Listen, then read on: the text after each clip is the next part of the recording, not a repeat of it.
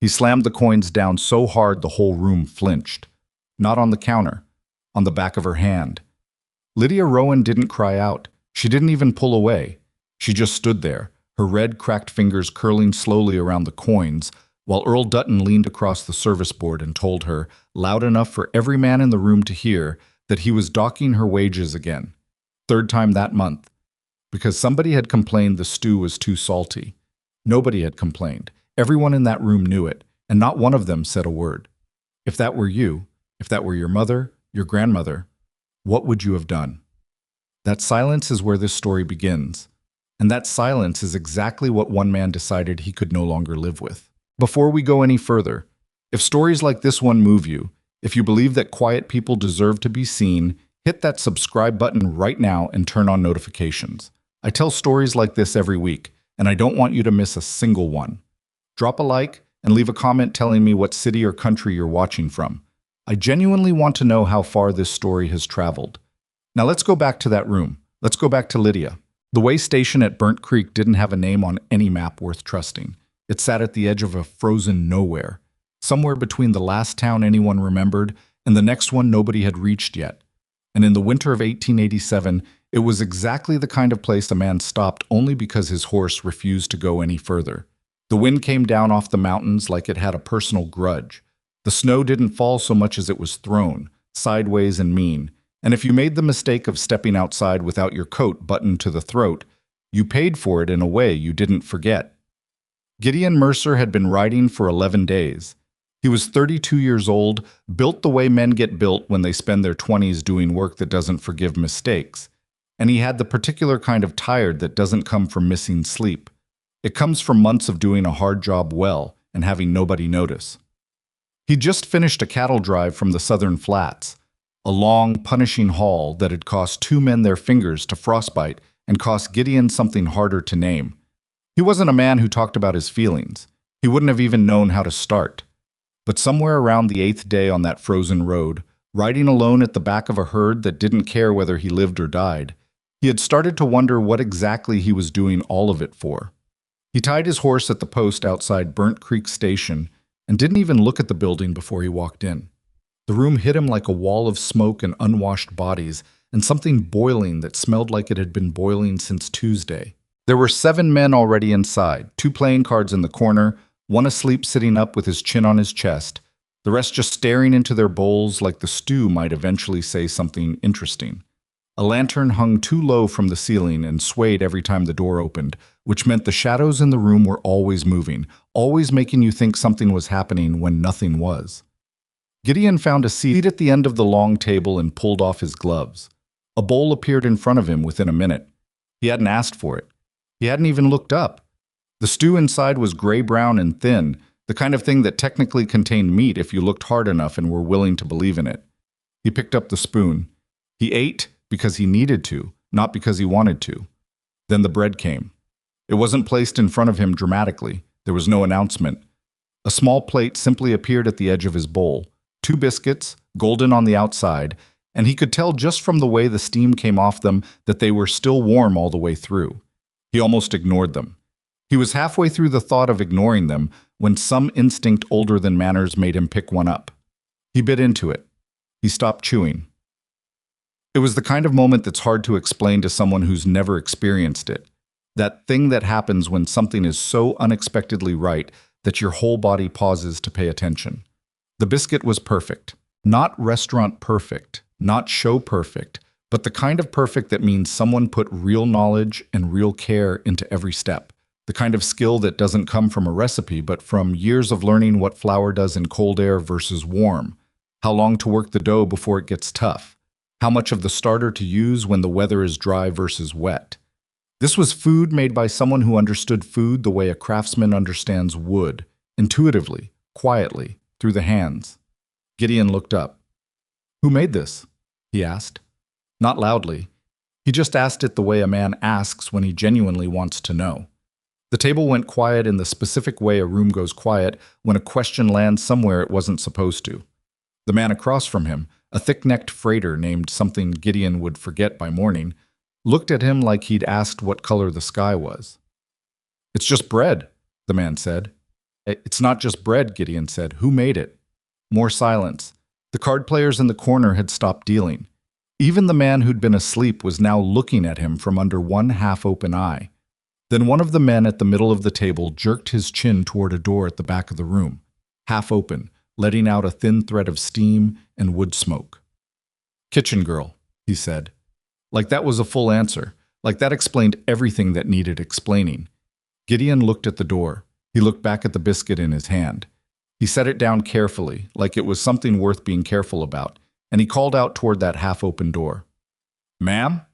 His voice was even, not loud. "These biscuits are the finest thing I've eaten in about 4 months. I just wanted to say so." Nothing happened for a long moment, long enough that Gideon thought maybe she hadn't heard him, or maybe she'd learned not to respond when men spoke toward her from the other room. Then the door opened a few more inches. She didn't come out, she just appeared, part way, in the gap of the door. A young woman, maybe 24 or 25, with her hair pinned up in a way that had come half undone from the steam and the work.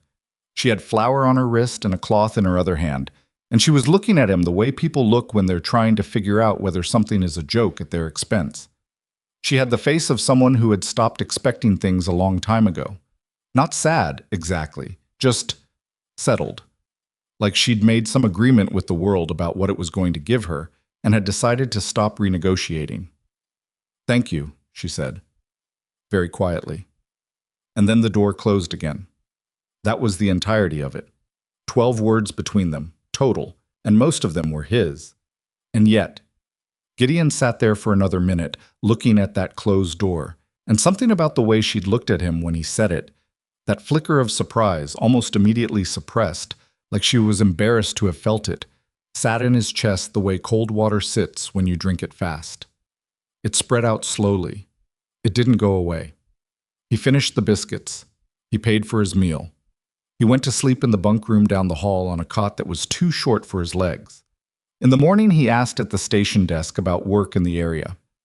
"Iron Ridge Ranch," they told him, 12 miles east. "They're usually hiring in winter when the sensible men go south." He said he'd check it out. He told himself that's all it was. He got the job at Iron Ridge on a Thursday.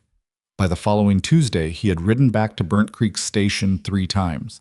He told himself the first time was because he'd forgotten to ask about feed prices. He told himself the second time was because the road back was the shortest route to the supply post. By the third time, he had stopped making up reasons, at least to himself, though he still didn't acknowledge out loud what the actual reason was. He wasn't built for that kind of admission. Most men his age, doing his kind of work, weren't. What he noticed over those 3 visits was this. Lydia Rowan was always moving. From the moment the station opened in the morning to the moment the last traveler left, she was in motion, carrying, washing, stirring, hauling, baking, cleaning, and then starting over. She never sat at the table with the guests. She ate, if she ate at all, standing up in the kitchen, and she ate whatever was left after everyone else had taken what they wanted. She never complained about any of this, which was the part that bothered Gideon most. Not because he thought she should make a scene, but because he recognized the particular silence of a person who has stopped believing their complaints would make any difference. He noticed other things too, smaller things.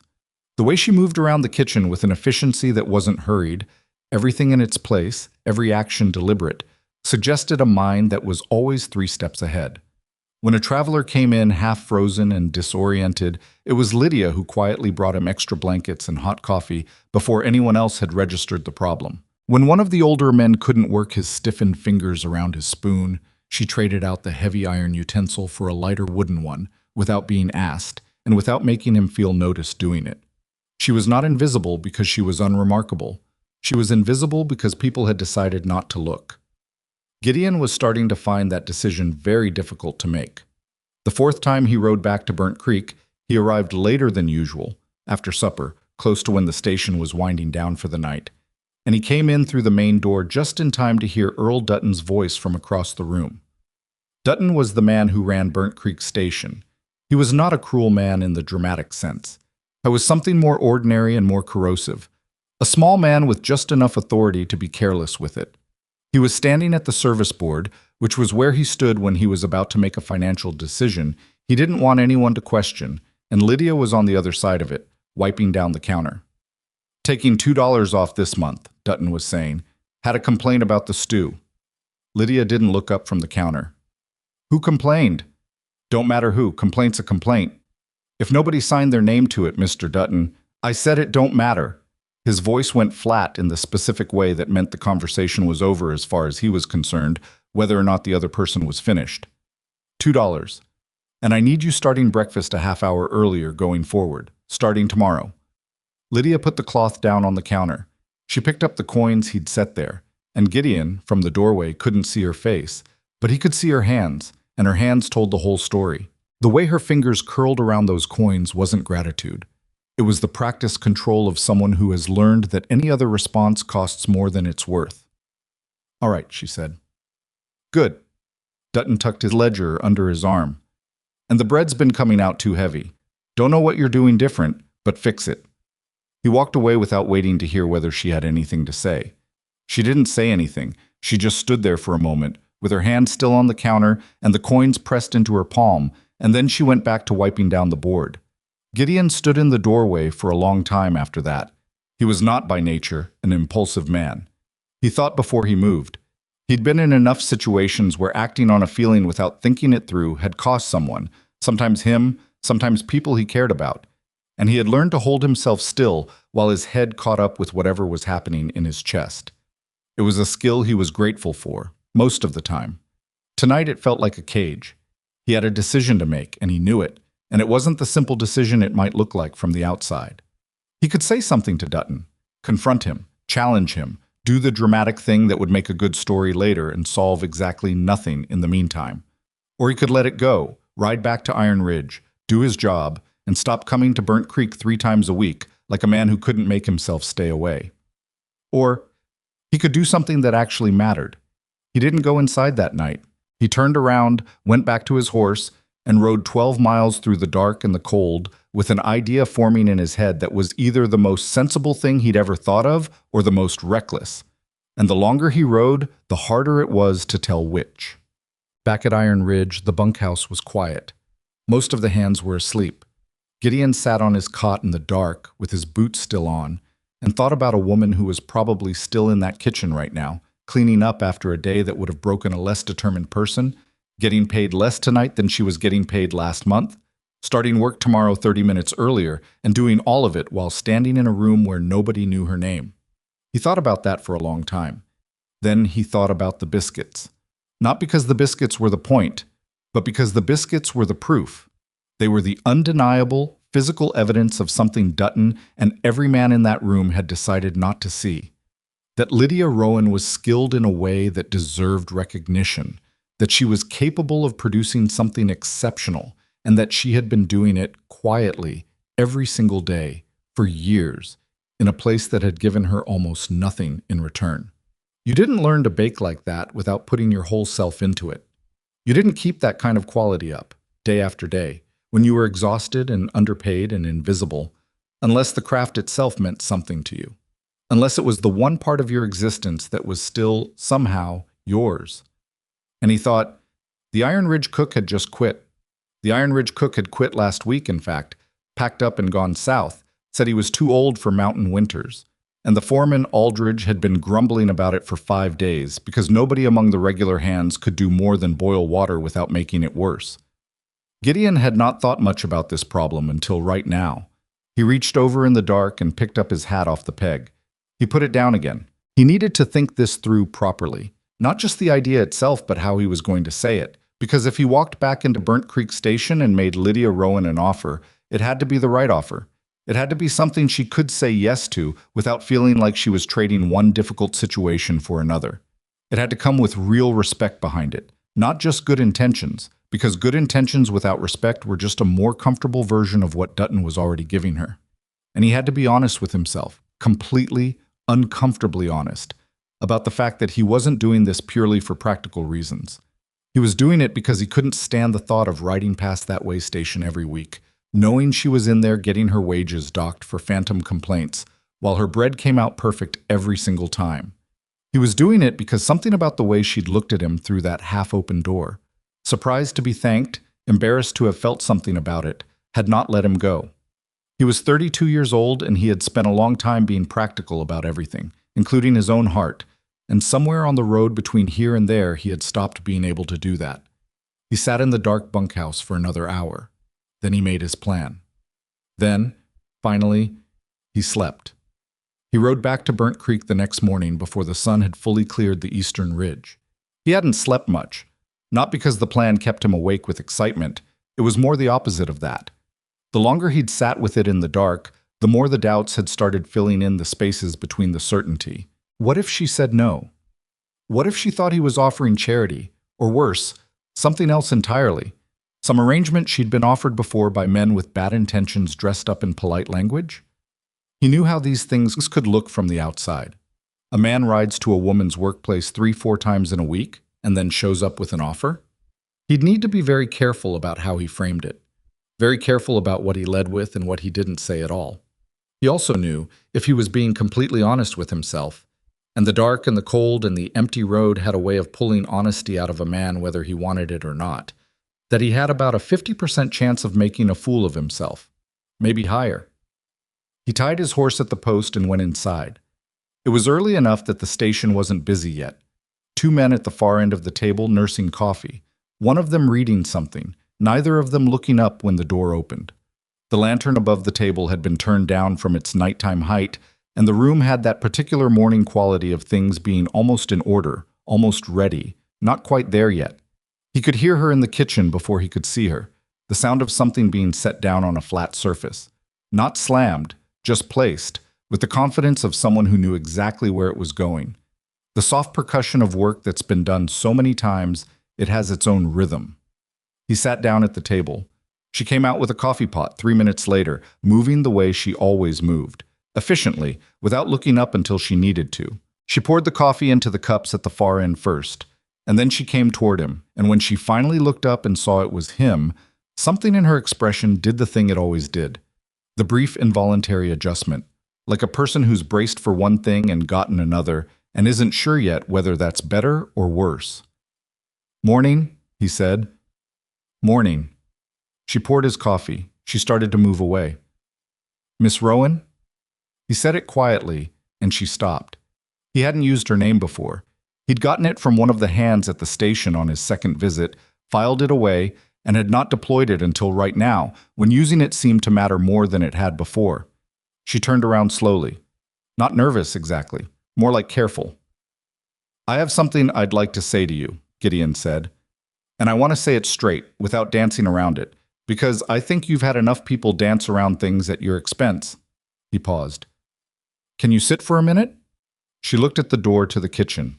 She looked back at him. "Mr. Dutton doesn't like me sitting at the table during service hours." "Mr. Dutton isn't here yet." She considered that. Then she set the coffee pot down and sat across from him. Not relaxed, not settled, but present. Her hands went flat on the table in front of her, and he noticed again the state of them. Red from cold water and hot water alternating, all day, every day. A thin scar along the edge of her left palm that had the look of something that happened in a kitchen and wasn't given time to heal properly before she was back at work. He told her about the position at Iron Ridge. He told her what it paid. And he watched her face when he said the number, watched the calculation happen somewhere behind her eyes, the comparison being made automatically against whatever Dutton had left her with after the latest cut. He told her about the kitchen, which he'd been in exactly once but had paid close attention to, and he told her that she would have full authority over it, what she made, when she made it, how she organized her time. He told her about the cabin, which was small, he said, and needed some work on the window seals, but it was hers, and nobody would walk into it without asking. He said all of this in the same tone he'd used to discuss the practical details of a cattle run. Deliberate, measured, because if he let anything else into his voice, anything warmer than straightforward practicality, she'd hear it, and it would make her distrust the whole thing, and he couldn't blame her for that. When he finished, she didn't say anything for a moment. Then she said, "Why?" Just that. One word, and it was the most complicated one-word question he'd been asked in recent memory. "Because Iron Ridge needs a cook," he said, "and because you're wasted here." She looked at him. He had the feeling she was doing something he'd encountered rarely in his life, actually looking at him, rather than just in his direction. "You don't know anything about me," she said, It wasn't defensive, it was just accurate. I know you've been feeding men who couldn't pick you out of a crowd, he said. I know Dutton docked your wages last night for a complaint that didn't happen. And I know those biscuits. He picked up his coffee cup. That's enough to start with. She was quiet again. Outside, the wind pushed against the front of the building and found the gap under the door and came in cold across the floor. One of the men at the far end got up and left without looking at either of them. The fire in the stove across the room popped once and then settled. I'd need to think about it, she said finally. That's fair. How long do I have? He hadn't set a deadline. He hadn't thought about a deadline. End of the week, he said. The foreman's been making do, but it's wearing on him. She nodded, once, slowly, like she was filing the information rather than agreeing to anything. Then she picked up the coffee pot and stood. She started back toward the kitchen, and then she stopped part way, without turning around all the way. Can I ask you something? Go ahead. The sourdough starter I use. She paused. It was my mother's. She kept it alive for 22 years before she passed. I've been keeping it for 3 more since then. Another pause, shorter. If I came to Iron Ridge, I'd need to bring it with me. It can't be left. Gideon set his cup down. There's a shelf in that kitchen with your name on it, he said. Or there will be. She didn't say anything else. She went back through the door and the kitchen swallowed her up, and he sat there for another minute with his coffee going cold, listening to the sound of her working, and thought, all right then, whatever comes next. The week that followed was one of the stranger ones in Gideon's recent memory, and he'd had some strange weeks. He went back to Iron Ridge and told the foreman, Aldridge, that he might have found a cook. Aldridge, a compact, humorless man who communicated primarily through the volume and texture of his silences, looked at him for a long moment and then said, Might have? She's thinking about it.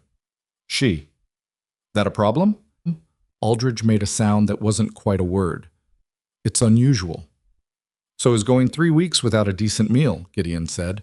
I'll let you know what she decides. He didn't go back to Burnt Creek that week. He almost did. Twice. And stopped himself both times, because showing up again would feel like pressure, and pressure was the last thing she needed from him or from anyone. He'd made the offer. He'd been clear. The rest was hers to decide, and he was going to honor that even if it cost him 6 nights of worse sleep than usual. What he did instead was fix the window seals on the cook's cabin. He told himself this was just practical. The cabin was in poor shape and needed the work regardless of who was going to live in it. He told himself that as he spent 2 full evenings after his regular work was done, crouched in the dark with a knife and a bucket of mixed plaster, working the seals around each window frame while the temperature outside dropped to the kind of number that makes your joints ache. He told himself that as he replaced 2 of the floorboards near the door, that had softened with moisture and flexed underfoot in a way that would only get worse through winter.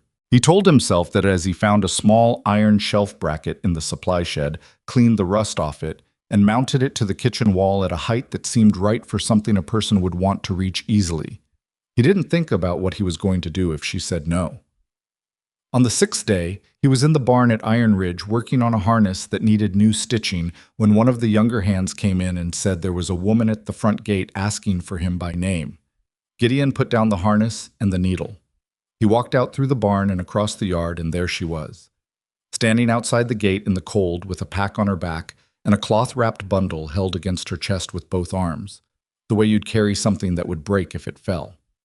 She'd walked 12 miles, in the snow. He opened his mouth and then closed it again, because he didn't know yet what to say, and he'd learned enough about her in the limited time he'd known her to understand that the wrong word right now would land badly. She got there first. I gave Mr. Dutton 2 days' notice, she said. He didn't take it well. No? He said I'd regret it. She said it flatly, like a piece of information rather than a complaint. He also said no decent man would hire a woman who walked out on an honest employer. Gideon looked at the bundle she was holding. Is that? Yes. She pulled it slightly closer to her chest, a reflex. It survived the walk. I kept it inside my coat the whole way. He looked at her face. She was cold. Her cheeks were raw from the wind, and her nose had gone a particular red that comes from being outside too long without enough on. But her expression was the steadiest he'd seen it. She'd made her decision, and she was standing in it, and she was not going to let him see how frightened she was. Though she was, he could tell. Anyone with half a brain in her situation would have been frightened. Walking away from the only life you know is terrifying, even when that life is genuinely terrible. Come on, he said. I'll show you the kitchen. He had expected her to have opinions about the kitchen. He had not expected the opinions to come out quite so immediately.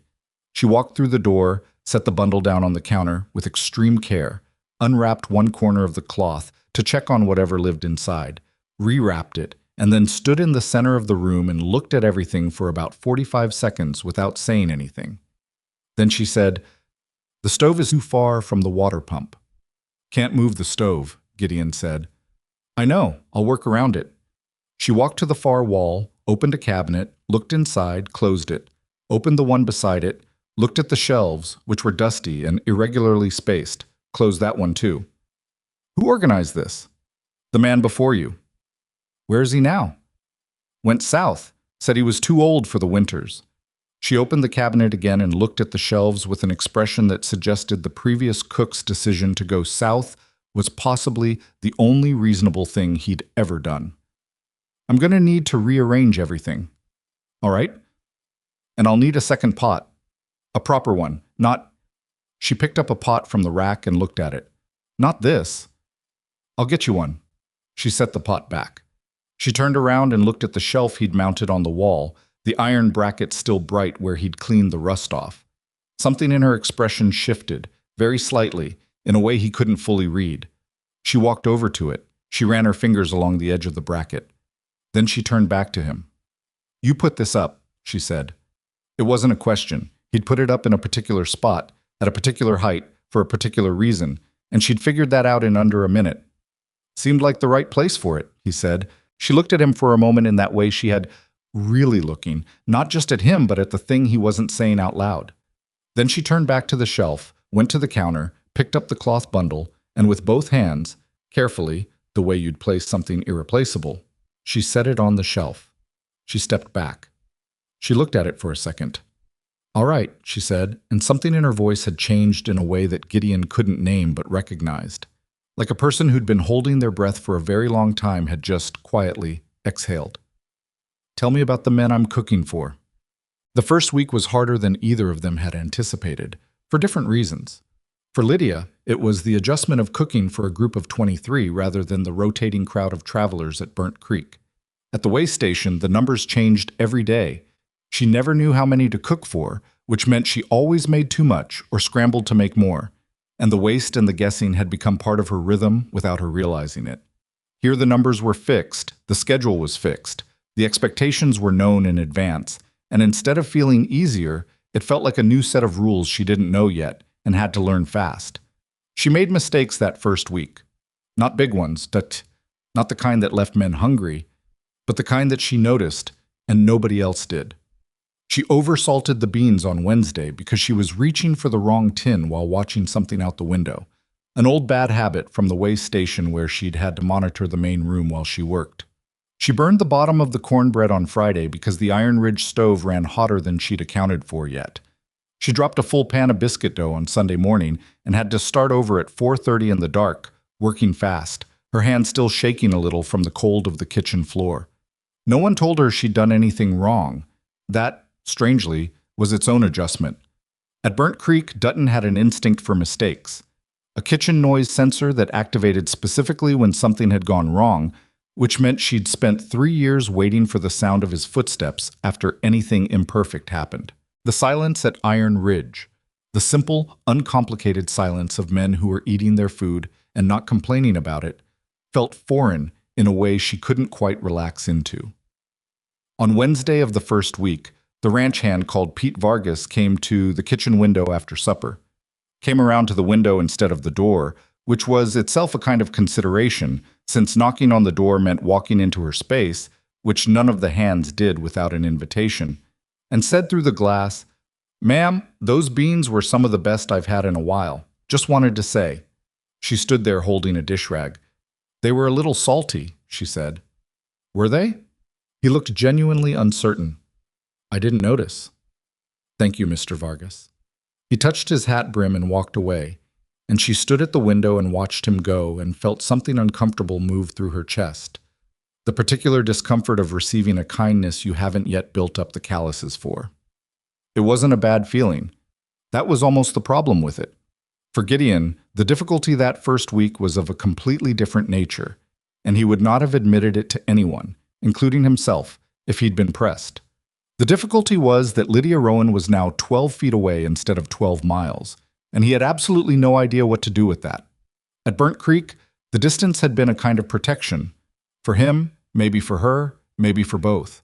You could develop a feeling for someone and keep it at a manageable temperature when they were far enough away that you only saw them for an hour at a time. When that same person was now present every morning at breakfast and every evening at supper, and when you were working the kind of long, close-quarters life that ranch work demands, the feeling had no distance to live at. It was just there all the time, like weather.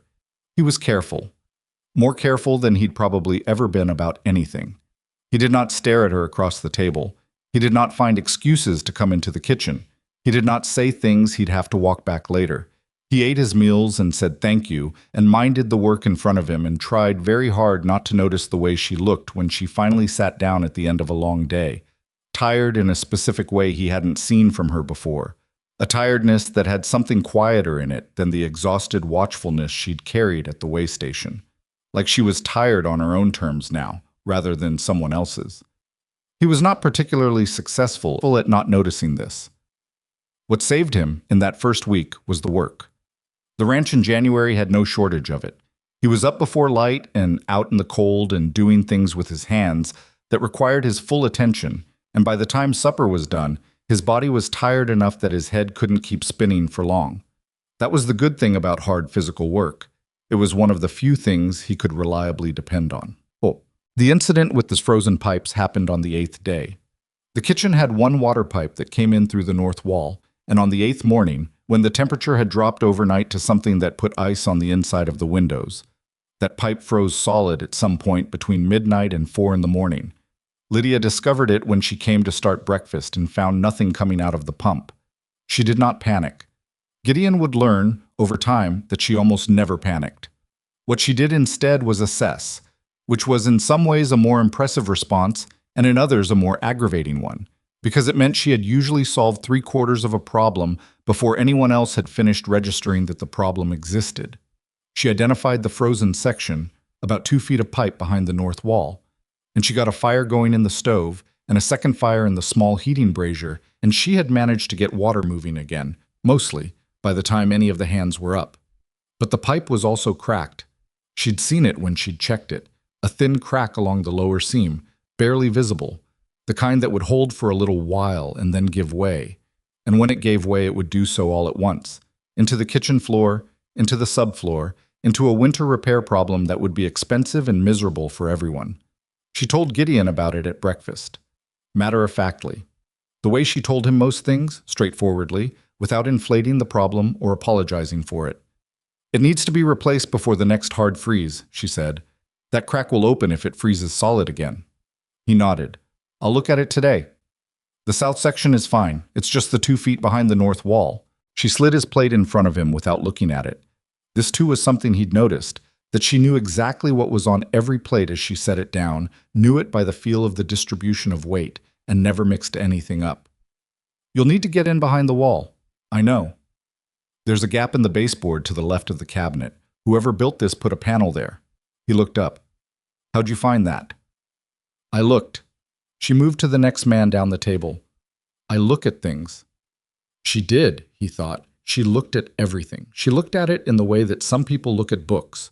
Not to be seen looking, but because the information was useful, because understanding the physical reality of her environment was something she'd learned to do as a matter of survival. He'd watched her spend the first 3 days at Iron Ridge quietly mapping the whole property. Not obviously, not in any way that would have been visible to someone who wasn't paying attention, but he'd been paying attention, and he'd seen her clock the layout of the barn, the position of the supply shed relative to the kitchen, the path between the main house and the cabins, the spot where the ground dipped slightly and would ice over before anywhere else. He replaced the pipe that afternoon. It was not a pleasant job, small space, cold, the kind of awkward angle that meant he spent most of it with his left shoulder wedged against rough wood. But it was the right repair, done properly, and the pipe held through the rest of the winter. She didn't thank him for it specifically. What she did was make sure, for the 3 mornings following, that his coffee was on the table when he came in, instead of him having to wait for the pot. He understood this immediately. He didn't say anything about it. He drank the coffee. That was how it started. Not with anything said, but with things done. Small repairs and warm coffee and the quiet, cumulative weight of two people paying attention to each other through action rather than language, because language was where both of them were least comfortable, and action was where both of them lived. 3 weeks in, the hands had developed opinions about Lydia Rowan, and Gideon found himself in the unusual position of having to listen to these opinions without his expression giving anything away. "She don't talk much," said a man named Holt one morning in the barn, not to Gideon specifically, but to the general air of the place. "But she pays attention. You ask her a question and she actually thinks about it before she answers. My last 3 employers could learn something from that." "The Biscuits," said Pete Vargas, with the conviction of a man delivering a verdict. "I have never in my life, never, had a biscuit like that. My mother made good biscuits. These are better. I feel guilty saying that, but there it is." "She fixed my hat," said a young hand called Donnie Foster, who was 17 and had the earnest quality of someone who hadn't yet learned to hide his feelings.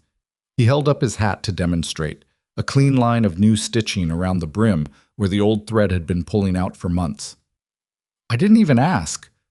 I just left it on the table, and when I came back it was done." Gideon kept his eyes on the horse he was grooming. "She's good people," said Holt simply. "That's what it is." There were other signs, quieter ones. The ranch hand with the bad knee, an older man named Cass who'd had it rebroken in a fall 2 winters back and who walked with a particular caution on cold mornings, started getting his coffee first. Not because anyone had announced it or made a policy. Just because Lydia had watched him for a week, noticed the pattern of how he moved in the mornings, and adjusted accordingly. Cass never said a word about it. But Gideon had been present the first morning it happened, and he'd watched the old man's face when he walked in and found the cup already waiting, and the look on it had been something he didn't have a word for, just the complicated expression of a man who'd spent a long time not being seen and had suddenly, briefly, been seen, and didn't know what to do with it. He thought he recognized that look. He'd probably had some version of it himself. It was in the 4th week that Dutton showed up. Gideon was out in the east field when one of the hands came to get him, saying there was a man at the front gate looking for the cook. He said it neutrally, but something in the way he said it, the slight tightening around the word man, told Gideon enough. He walked back to the front of the property and found Earl Dutton standing outside the gate in a coat that wasn't warm enough for the weather, and an expression that had clearly been composed during the ride over and was not holding together as well as he'd intended. "Mercer," Dutton said. "Dutton." Gideon stopped at the gate. He didn't open it. "I want to speak with the woman." "Miss Rowan works for Iron Ridge. She's on the property and she's working." Gideon kept his voice even. "If you have something to say to her, you can say it another time." "I'll say it now." "No," Gideon said. Not loudly. "You won't. Not today, and not without her saying she wants to hear it." He looked at Dutton steadily. "She gave you proper notice. You don't have a claim on her time anymore." Dutton's jaw moved. He was a man who was used to having his word be the end of things, and he hadn't recalibrated to the fact that it wasn't anymore. "She stole from me," he said, and the word landed ugly. "Taking my customers' loyalty with her." "That's not how loyalty works," Gideon said, "and you know it." "I could make things difficult for you," Dutton said. "For the ranch. I know people in—" "Dutton." Gideon said the name with a finality that had nothing dramatic in it, just a door closing. "Ride home. Don't come back. And if you have a legitimate legal complaint, put it in writing and give it to the foreman. That's how it works." Dutton stared at him. His expression went through several things in quick succession. Anger, the assessment of whether any of this was worth the effort, the calculation of what he could actually do versus what he'd like to do, and landed on a kind of sour resignation that was almost worse than outright hostility. He pulled his coat tighter. He turned his horse. He left. Gideon stood at the gate for a minute after he'd gone, watching the road. Then he turned and walked back across the yard and found Lydia standing at the kitchen door. She'd seen the whole thing from the window. He'd figured she had, with her arms crossed over her chest and an expression that was doing its best to be neutral and not entirely succeeding. You didn't have to do that, she said. I know. He'll say things. About me. About my leaving. He'll say things anyway, Gideon said. That kind always does. He looked at her. You did nothing wrong. She was quiet for a moment. A long one. The wind came across the yard and moved the loose hair at the side of her face, and she reached up and pushed it back. A small gesture, purely practical. He told me for 3 years, she said, that nobody would want to hire me, that I was difficult to manage, that my bread was uneven. She stopped. I believe some of it, not all of it, but some. Gideon didn't say anything immediately. He thought about the things you could say to something like that, the reassurances, the corrections, that you should never have believed him. And he thought how little she would want any of them, because she already knew all of it, and knowing hadn't been the hard part. The hard part was the years it had taken root in, the daily repetition, the slow erosion of something she'd been working to get back. The biscuits are uneven, he said finally. She blinked. Every single batch, he said. Some of them come out a little bigger on one side than the other. I've been watching. She stared at him. Still the best biscuit I've ever eaten in my life, he said. By a distance. Just not perfectly symmetrical. She pressed her lips together. Something moved through her eyes that might have been the beginning of a smile, suppressed fast, but he'd seen it. She turned back toward the kitchen door. Get out of my kitchen, she said, and there was something in her voice he hadn't heard before, something lighter than anything she'd said to him since Burnt Creek, something that sounded like, improbably, like someone who might laugh at something before too long. He got out of her kitchen. He walked back across the yard and the cold hit him, and he was smiling, just a little, to himself, with no one around to see it, which was exactly the right amount of audience for something like that. The smile lasted about as long as it took him to reach the barn. That was the thing about moments like that one. The small, unexpected ones where something shifted between two people, where the air changed temperature without anyone announcing it. They had a short half-life. You couldn't hold them. You could only notice them while they were happening and then carry them quietly after, folded up somewhere you didn't examine too directly. Gideon spent the rest of that afternoon rechecking the fence line on the north pasture, which was work that required enough physical attention to keep his hands busy and not quite enough mental attention to keep his mind from going where it wanted to go. The posts had heaved with the freeze-thaw cycle, and 3 of them needed resetting. He dug them out and reset them and tamped the frozen earth back down around the bases and told himself he was thinking about the fence posts. He was not entirely thinking about the fence posts. What he was actually thinking about was the fact that Dutton had come here. Not because Dutton scared him. The man was unpleasant, but he wasn't dangerous, not in any way Gideon hadn't dealt with before. What bothered him was what Dutton's visit meant about Lydia's situation. Specifically, that she didn't have the kind of clean break he'd hoped for her. Dutton was the type of man who didn't need a legal claim to cause a problem. He just needed time and a loose tongue and a community small enough that the same people kept running into each other. He'd say things. He'd already said them, probably, to anyone who'd listened between Burnt Creek and Iron Ridge. The story Dutton would tell was the kind that worked even when it wasn't true. The ungrateful woman who walked out, who thought herself too good for honest work, who had to be lured away by some ranch hand with ideas above his station. It wouldn't ruin anything. Gideon knew enough about how these things worked to know it wouldn't ruin anything in any concrete way. But it would settle in the air around Lydia like a smell, and she'd have to live with it, and she'd already lived with too many things she shouldn't have had to. He reset the last fence post and drove it home with a mallet that was slightly too light for the job, which meant he had to hit it harder than he should have, which was fine. It was something to hit. February came in like it had a point to make. The temperature dropped to places the older hands talked about in the tones usually reserved for old war stories. Not quite proud of having survived it, but not proud either. The horses needed extra feed and double-checking on their water troughs. The cattle in the low pasture had to be checked twice a day because the cold came fast, and cattle were, in Gideon's considered opinion, among the least self-preserving animals on Earth when it came to getting somewhere warm. 3 of the water lines on the east side of the property froze despite the precautions they'd taken, and the repair work was constant and miserable and usually happened at the worst possible time of day. In the middle of all of this, the kitchen at Iron Ridge became something. Gideon couldn't have said exactly when it happened, or what specifically tipped it over from a place where men went to eat into what it became. It was gradual. The way real things usually are. Lydia didn't announce anything or change any policy. She just kept cooking, kept paying attention, kept making the small adjustments that the men didn't consciously notice but definitely felt. She started putting the coffee pot on the stove at 4 in the morning on the coldest days, so that the first man in from pre-dawn chores came into the smell of it already brewed. She figured out, without asking, that Pete Vargas had a sensitivity to black pepper. He'd never said a word, but he had a tell, a slight pause before the first bite on dishes that had too much, and she quietly adjusted her seasoning. Old Cass, whose hands shook badly in deep cold, had started getting his food cut before it was served to him, and nobody made a thing of it because Lydia had found a way to do it that didn't look like help, just looked like the way the food came. Donnie Foster, the youngest hand, had lost his mother the previous spring. He hadn't told anyone at Iron Ridge this.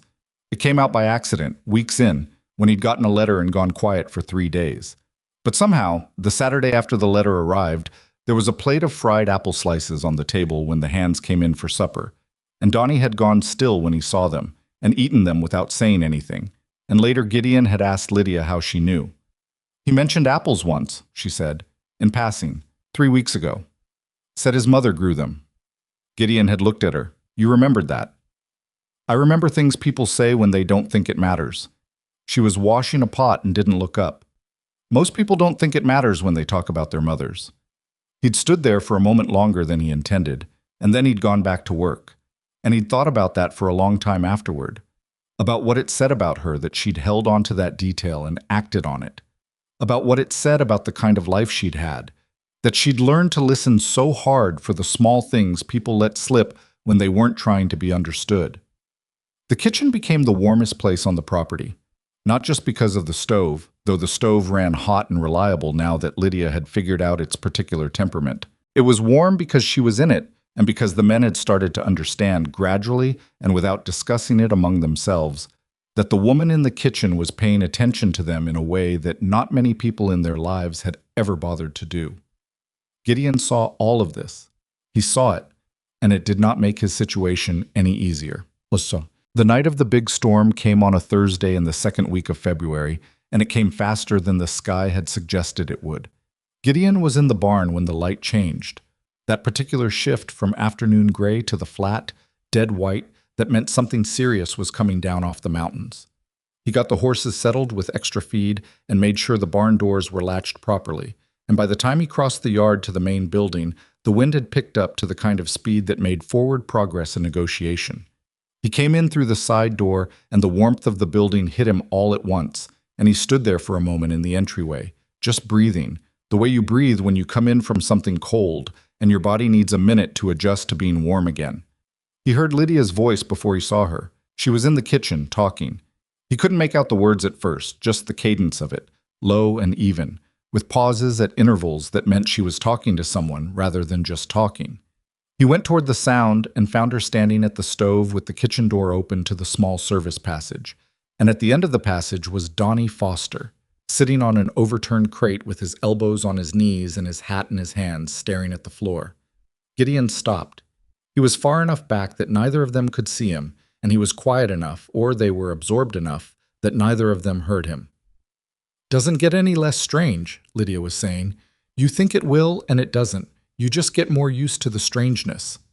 Donnie didn't say anything for a moment. Then, "How long did it take?" "A while." A pause. Something being stirred. The first winter was the hardest. Everything that happened in the winter, she'd been part of, somehow. Another pause. "I used to bake just to have something to do with my hands. Turned out that helped. Having something to do with your hands." "Yeah," Donnie said quietly. "Yeah, I've been..." He stopped, started again. "I took on extra work, riding out early, staying late. Aldridge thinks I'm eager." "Are you?" "I'm just trying to not sit still too long." He turned his hat over in his hands. "Is that wrong?" "No," she said. "No, it's not wrong. It's just, at some point you'll have to sit still for a little while. And that part's hard, but you come out of it." She paused. "You do come out of it." Gideon backed away from the doorway and went down the hall and into the main room and sat down at the table and stayed very quiet for a few minutes, with his hands flat on the wood in front of him. He had known women he respected. He had worked alongside people he admired.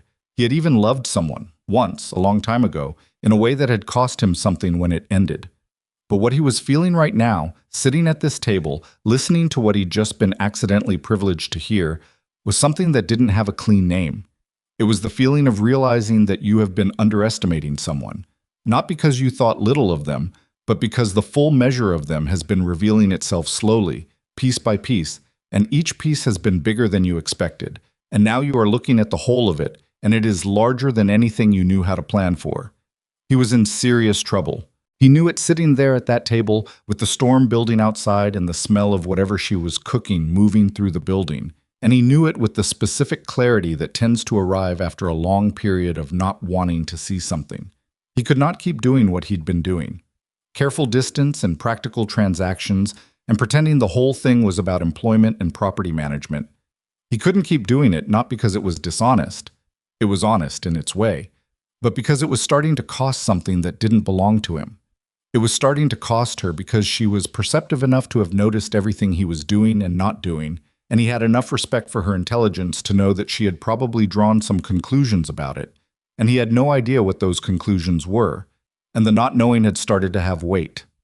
The storm hit properly around 7 o'clock and settled in for the night. There were 12 people in the main building. The hands who'd finished their outdoor work, Aldridge and Lydia, who stayed later than usual because the storm had made going to her cabin a genuine weather event rather than a short walk. She served supper, and the men ate, and the wind found every gap in the building and announced itself through all of them. And Gideon sat at the table and ate, and said the normal things, and did a reasonable impression of a man who was thinking about nothing in particular. After supper, Aldridge produced a deck of cards, and 4 of the hands played something loud and argumentative at the far end of the table, and the others drifted towards sleep or reading or the particular blank stare of men who were conserving energy in the way that ranch work teaches you. Donnie Foster had come in from the service passage looking less like the weight of the world was on him, and more like someone had helped him redistribute it a little. He sat with the card players and lost 2 hands in a row and didn't seem to mind much. Lydia came out of the kitchen and stood for a moment in the doorway, her cloth folded over her arm, looking at the room with the expression she wore when she was doing inventory, not of the kitchen, but of people, their states, what they needed and what they already had. Then she went back into the kitchen. 10 minutes later, she came back out with a plate and set it in the middle of the table. Biscuits, a fresh batch, impossible at this hour because she'd already cleaned up once, which meant she'd made them in the time since supper ended and nobody had asked. The card players reached for them without breaking their argument. Cass took one and held it in both hands for a moment, warming them, and then ate it slowly. Gideon took the last one. He ate it standing at the window, looking out at nothing but dark and blowing snow, and it was exactly what it always was. Remarkable and ordinary at the same time, the way the best things tend to be. He turned around. She was standing at the kitchen doorway, not quite in the room, the cloth still over her arm. "You should stay," he said. Meaning, don't try to make it to the cabin tonight. The weather's wrong for it. He said it the way he said most things to her, practically, without inflection. She looked at the storm outside the window. "The cabin's not that far. It's far enough tonight." She was quiet for a moment, doing her own assessment of the situation, which he expected. She didn't make decisions based on what other people thought was fine. She made them based on her own read of a situation, and she was usually right about it, and he respected that about her, even when it was directed at something he'd said. "There's a spare room at the end of the hall," said Aldridge, without looking up from his hand of cards. "Always kept clean. Use it." She looked at Aldridge. She looked at the window again. "Thank you," she said. She went back into the kitchen to finish whatever finishing she was doing, and Gideon stayed at the window a while longer, watching the snow go sideways in the dark, and let the storm be loud enough to cover whatever was happening in his chest. She knocked on the kitchen door frame the next morning at 5:30. He was already in the main room. He'd been up since 4, old habit. And when she came in from the hall, she was already dressed and her hair was already up, which meant she'd been awake before 5:30, which meant she hadn't slept particularly well either, though neither of them commented on any of that. She went straight to the kitchen. He poured 2 cups of coffee from the pot he'd started, carefully, because this was her kitchen and the coffee pot was her domain, and starting it himself was a small incursion that she hadn't invited. and brought them both to the kitchen door and set one just inside it on the small table she used for prep work. She looked at the cup. She looked at him. "Thank you," she said. "Storm's still going," he said. "I know. I could hear it." She picked up the cup. "The horses will need water broken early. I'll go out in an hour. The biscuits won't be ready until 6:15. 6:15's fine." They stood like that for a moment, him in the doorway, her at the counter, both of them holding their coffee, with the storm outside and the stove beginning to tick with heat, and the whole building still and quiet in the particular way of very early morning. It should have been awkward.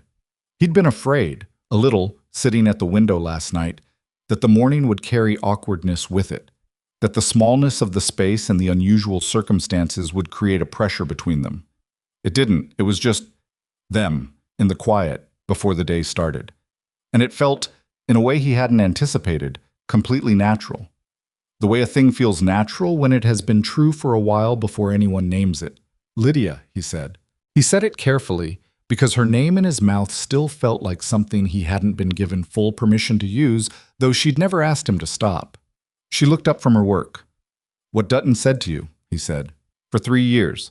About being difficult. About the bread." He paused. He was going to say this correctly or not at all. "He said those things because you were good at your work and it made it harder to keep paying you less than you were worth. That's what that kind of thing usually is." She was very still for a moment. "I know that," she said. "I know you know it." He picked up his coffee. "I just thought someone should say it out loud."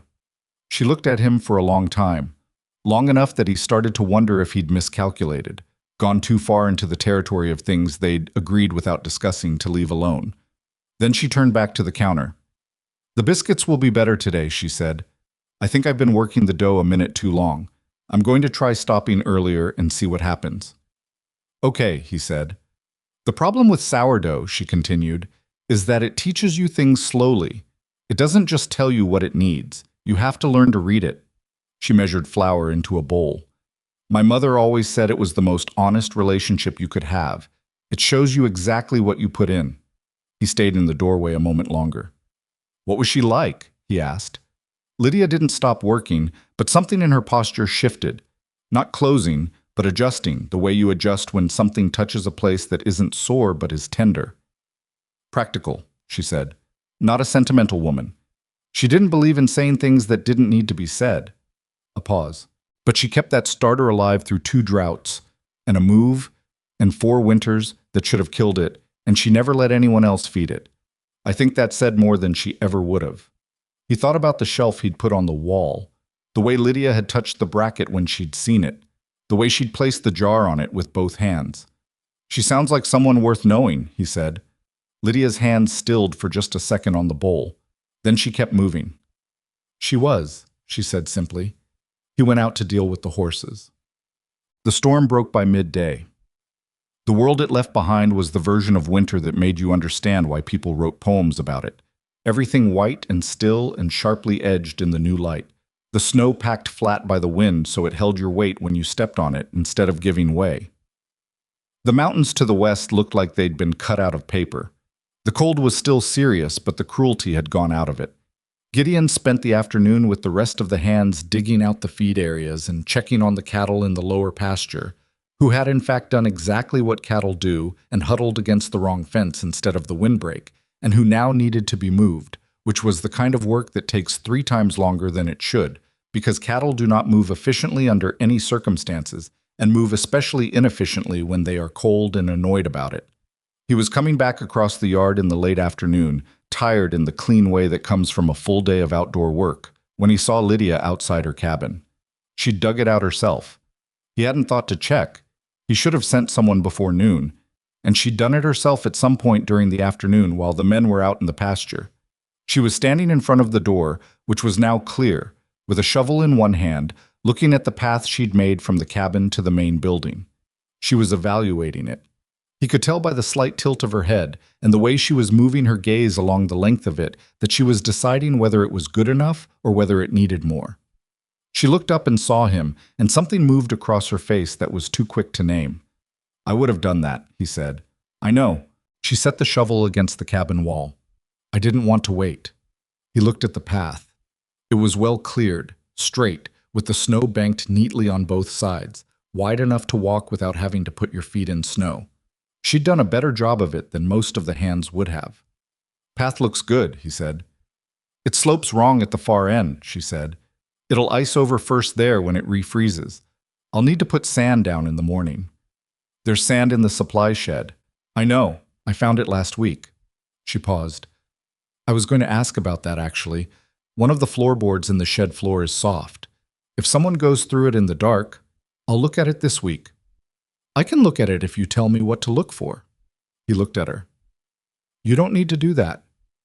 "I know I don't need to." She met his eyes evenly. "I'm trying to learn the property. It helps me know what to plan for." He held that for a moment. This was something she did. She expanded outward, slowly, from the kitchen, learning everything around it, making it hers in a practical way that was both impressive and somewhat humbling, because most people with her workload would have stopped at their own door.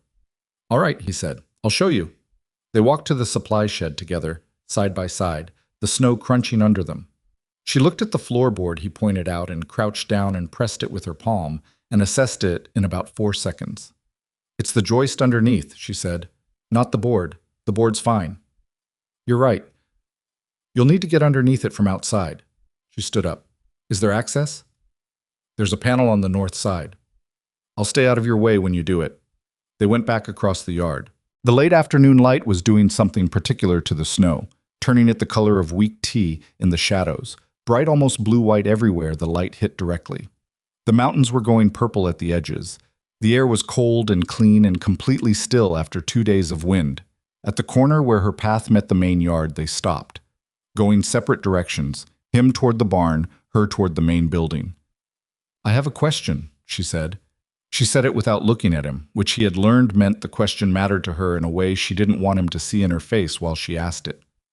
"Go ahead." "Aldridge said something to me today." She paused. "He said that in spring, if the season goes well, the ranch is looking to expand, take on more land, maybe build out the main house." Another pause. "He said that would include the kitchen, a bigger one." Gideon nodded. "That's the plan."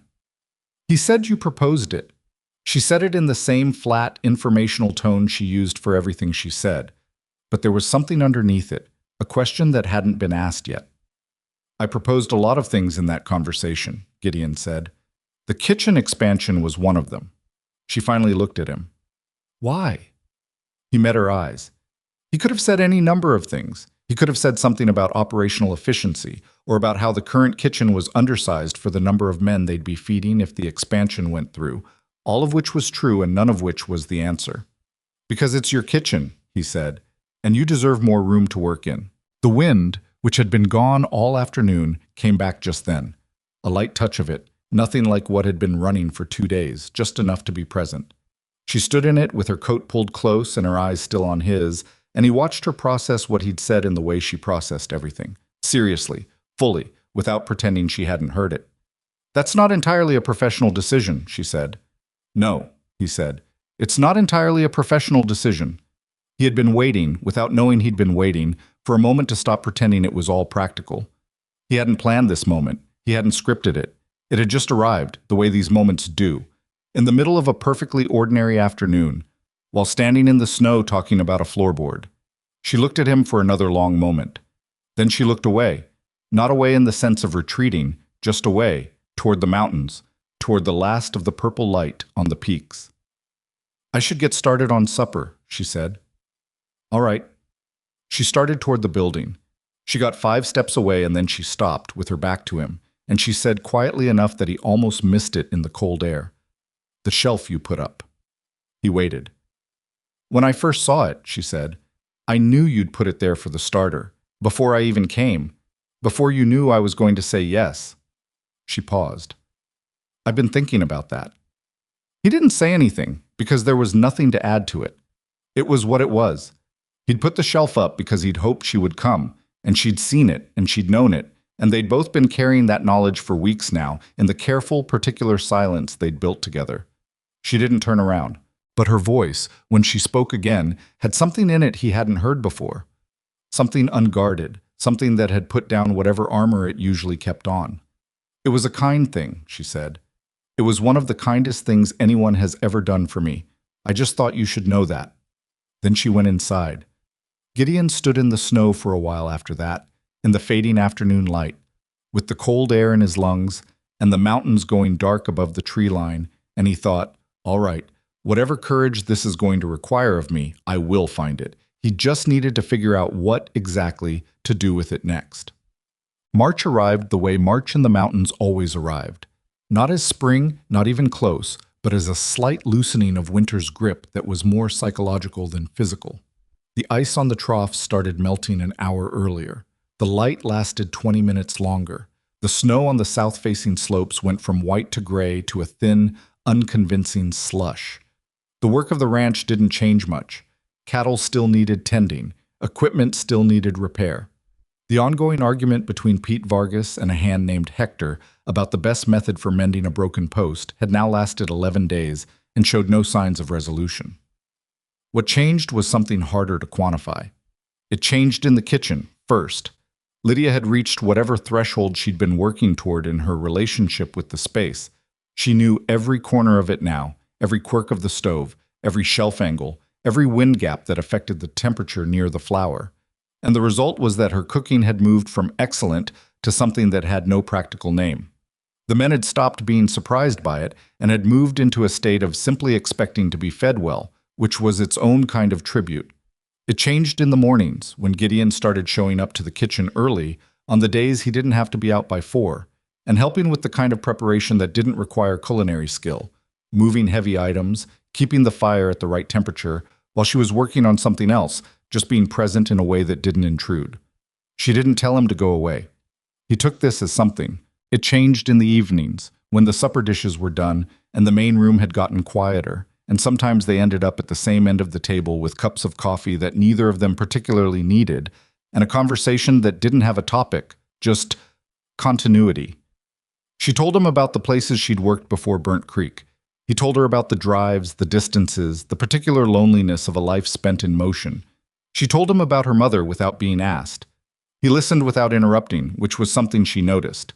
And it changed in the spaces between, in the fact that he checked the path to her cabin every morning after a freeze, and she kept fresh coffee on the stove until she heard him come in from the barn, and neither of them mentioned any of this because naming it would change what it was, and what it was right now worked, and they were both, in their separate ways, terrified of breaking something that had taken this long to build. Then the letter came. It came addressed to Gideon at Iron Ridge Ranch, postmarked from a town 2 counties east, in handwriting he recognized after a long moment as his older brother's. He hadn't heard from his brother in almost 2 years. They were not estranged, exactly. It wasn't that clean. It was more that their lives had moved in directions that didn't intersect, and letters were effortful, and neither of them was good at effort that didn't produce something tangible. He read it in the barn, sitting on a hay bale with the afternoon light coming in sideways through the gap above the door. His brother's wife had died. November, the letter said. It was March now. He'd been holding the letter for 4 months before sending it, which was such a characteristic thing for his brother to do that Gideon almost smiled at it and then didn't because it wasn't funny. November, 4 months. His brother had been alone with this for 4 months before right twice. Then he sat on the hay bale for a while, not reading anything, just sitting. He thought about his brother's wife, a woman named Helen, small and sharp-witted and quietly ferocious in the way that small women sometimes are, who had fed him the first real home-cooked meal he'd had in 2 years, the first time he'd visited after the wedding, and had argued with him about cattle prices in a way that suggested she'd been studying the subject specifically to be ready for him. She'd been 41. That was too young by any reasonable measure. He hadn't known her well, but he'd liked her immediately, which was not always the case with people. He folded the letter and put it in his coat pocket and went back to work, because there was nothing else to do with it right now. He didn't tell anyone that evening. He ate supper and did the normal things and said the normal words and went to the bunkhouse and lay on his cot for a while in the dark, which was exactly how he'd processed every difficult thing in his adult life. Alone, in the dark, without moving until whatever it was had settled into somewhere he could function around it. He was still awake 2 hours later when he heard a sound from outside. He wasn't sure what it was at first. He lay still and listened, and after a moment he identified it. the small sound of activity from the direction of the kitchen. He'd learned over the weeks to know the sounds of that kitchen at all hours.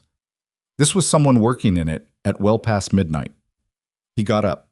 He pulled on his boots and his coat. He crossed the yard. The kitchen window had a thin line of light under it. He went to the side door and opened it quietly, not wanting to startle her. She was standing at the work table, her sleeves pushed up, her hands in the dough. She looked up when she heard the door. "Couldn't sleep?" he said. "I sometimes work at night," she said. "I'm sorry if I woke you." "You didn't." He came inside and stood near the stove because it was cold and the stove was the only warmth in the room. "What are you making?" "Extra loaves." She worked the dough without looking at it. "The starter's been unusually active. I'd rather use it than waste it." He stood there for a moment, watching her hands on the dough, the practiced confidence of the movement, the way she knew how much pressure without thinking about it. "My brother's wife died in November," he said. Her hands slowed. She looked up. "He just wrote to me," Gideon said. He held the letter for 4 months before he sent it. Lydia set the dough down. She looked at him properly, the way she looked at things when she was giving them her full attention. "That's a long time to carry something alone," she said. "Yeah." He leaned against the counter by the stove. "I was thinking about what you said, about the first winter being the hardest. Every winter thing she'd been part of." She was quiet. "He doesn't know how to ask for help," Gideon said. "Neither do I, really. It's a family habit." She looked at him with something that was not quite sympathy and not quite recognition, and was probably both. She reached over and tore a small piece from the edge of the dough, which seemed like a random gesture until he realized she'd been checking the texture. She pressed it between 2 fingers, evaluated it, and then worked it back into the mass. "You should write to him," she said. "I know." "Soon, not when you've figured out what to say. Just write to him and tell him you know." She started working the dough again. "Sometimes that's the whole thing, knowing someone knows." He thought about that. He thought about his brother in a house that had gotten too quiet and too big since November, holding a letter for 4 months because he couldn't figure out the right words, and eventually giving up on finding them. "You're right," he said. "I usually am about things like this," she said, and there was something in it that was so close to dry humor, so completely unexpected from her, in that quiet midnight kitchen, that it caught him off guard, and he looked at her, and she was looking down at the dough, but there was the ghost of something at the corner of her mouth. He started to laugh. It was a quiet laugh, the kind that's more about relief than comedy. And she looked up, and whatever was at the corner of her mouth became less of a ghost. "I'll write the letter tomorrow," he said. "Good." She shaped the dough into its round. "Go back to sleep, Gideon." It was the first time she'd used his first name. He went back to his bunk. He lay in the dark with the cold outside and the quiet of the ranch around him, and the faint, warm smell of bread beginning to bake that came through the walls, and he thought, there it is. There it is. He wrote the letter in the morning. The letter came back 3 weeks later. It was shorter than Gideon's had been. His brother wasn't a man of many words on the best of days, and grief had apparently stripped him down to even fewer. But it was there. A single page, uneven handwriting, the kind that comes from a person who has been crying recently and is pretending they haven't. And what it said was, "Thank you for writing. I didn't know how to tell anyone. It helped to know you knew." Gideon read it twice, standing at the gate where the writer had handed it to him, and then he folded it and put it in his coat pocket next to the first one and went back to work. He didn't say anything about it to Lydia directly, but that evening at supper, when she set his plate down, he looked up and said quietly, so only she could hear it, He wrote back. And she looked at him with that steady, clear-eyed look she had, and she said, "Good," and moved on to the next man down the table.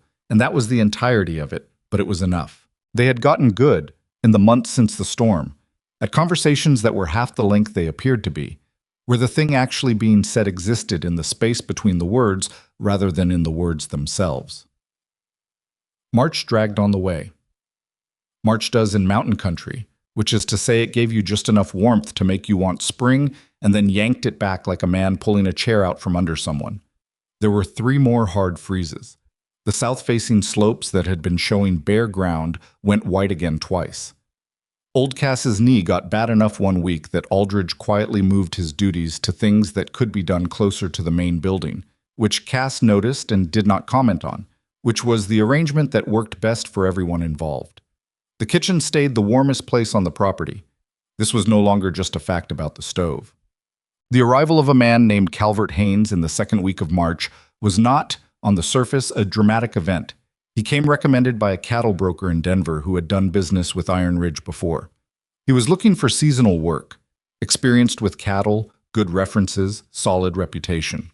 Aldridge hired him on a Tuesday and put him in the bunkhouse and introduced him to the other hands, and by Wednesday morning he had eaten 2 meals in the kitchen and formed an opinion about the cook, which he then shared with Pete Vargas in the barn. Gideon wasn't there for that conversation. He heard about it from Donnie Foster, who relayed it with the specific discomfort of someone who doesn't want to be the one delivering bad news, but has decided that not delivering it is worse. He said, Donnie paused. He made a comment about Miss Rowan. Gideon was hanging tack. He didn't stop. What kind of comment? The kind that... Another pause. He said she was probably only here because someone wanted her here for reasons that weren't about cooking. Gideon hung the last piece of tack. He turned around. What did Pete say? He asked. Pete told him he was wrong and to shut his mouth about it. Donnie shifted his weight. Hector backed Pete up. Cass too, actually, and you know how Cass is about getting into things. Gideon looked at the wall for a moment. He thought about going to find Haynes right now, this minute, and having the kind of direct conversation that would end this before it had the chance to breathe. He thought about what Lydia would say if she knew he'd done that, the specific expression she would make at the idea of someone fighting a battle for her without her knowledge or consent. Does she know? He asked. I don't think so. Keep it that way for now. He picked up the bucket he'd set down. And tell Pete and Hector I appreciate it. Donnie nodded and started to go, and then he stopped. You're not going to talk to Haynes? Yes, Gideon said, but not in the barn. He found Haynes at the water trough an hour later, alone, which was either good timing or not, depending on how you looked at it. Haynes was a tall man, mid-40s, with the weathered quality of someone who'd worked outdoors his whole life, and a way of standing that suggested he was used to being the largest presence in any given space. He looked up when Gideon approached, and something in his expression did the quick male calculation. Who is this? Where does he rank? Is this a conversation or a confrontation? Gideon stopped a reasonable distance away. He kept his voice even. You said something in the barn this morning about the cook. Haynes's expression didn't change much. I said something to another man in a private conversation. There's no private conversation in a barn. You know that. Gideon looked at him. Miss Rowan has been at this ranch since January. She works harder than most men I've hired, and she does it without complaint, and she does it well. She deserves the same respect you'd give any other skilled person on this property. He paused. I'm not going to have a long conversation about this. It was said once. It won't be said again. We clear? Haynes looked at him for a moment with the expression of a man deciding whether this was worth fighting over. He clearly decided it wasn't.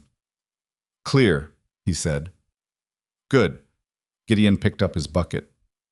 Supper's at 6. He walked away. He didn't look back. He also didn't feel particularly good about the conversation because the kind of thing Haynes had said didn't disappear just because you'd told someone not to say it again. It had already been said once, in a barn, in front of other men. It lived now. It would make its way around, the way things did in tight quarters working situations, and eventually it would reach the one person he'd been hoping it wouldn't reach. It reached her on Thursday. Well, he knew it had reached her because of the quality of her silence at supper. Not the normal silence. She was a quiet woman, and her quiet was something he had learned to read the way you learn to read weather. This was a different kind. Contracted. Internal. The silence of someone processing something they weren't ready to discuss. He didn't push it. He ate his supper and helped with the things he usually helped with after the meal and went back to the bunkhouse and figured she would either bring it to him or she wouldn't, and either way it was her decision to make. She brought it to him. Not that night, 2 mornings later, early, before anyone else was in the kitchen, when he came in from the first water check, and she was there at the stove and the room was just the two of them and the heat and the smell of coffee. She didn't preface it.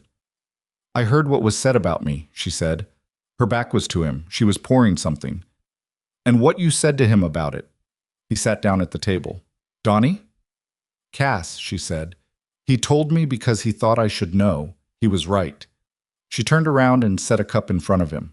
She didn't sit. She stood with her own cup, leaning against the counter, and she looked at him with the direct quality she always had when something mattered. You didn't have to do that. I know. I can handle things like that on my own. I've been handling things like that for a long time. I know that too. He picked up the cup.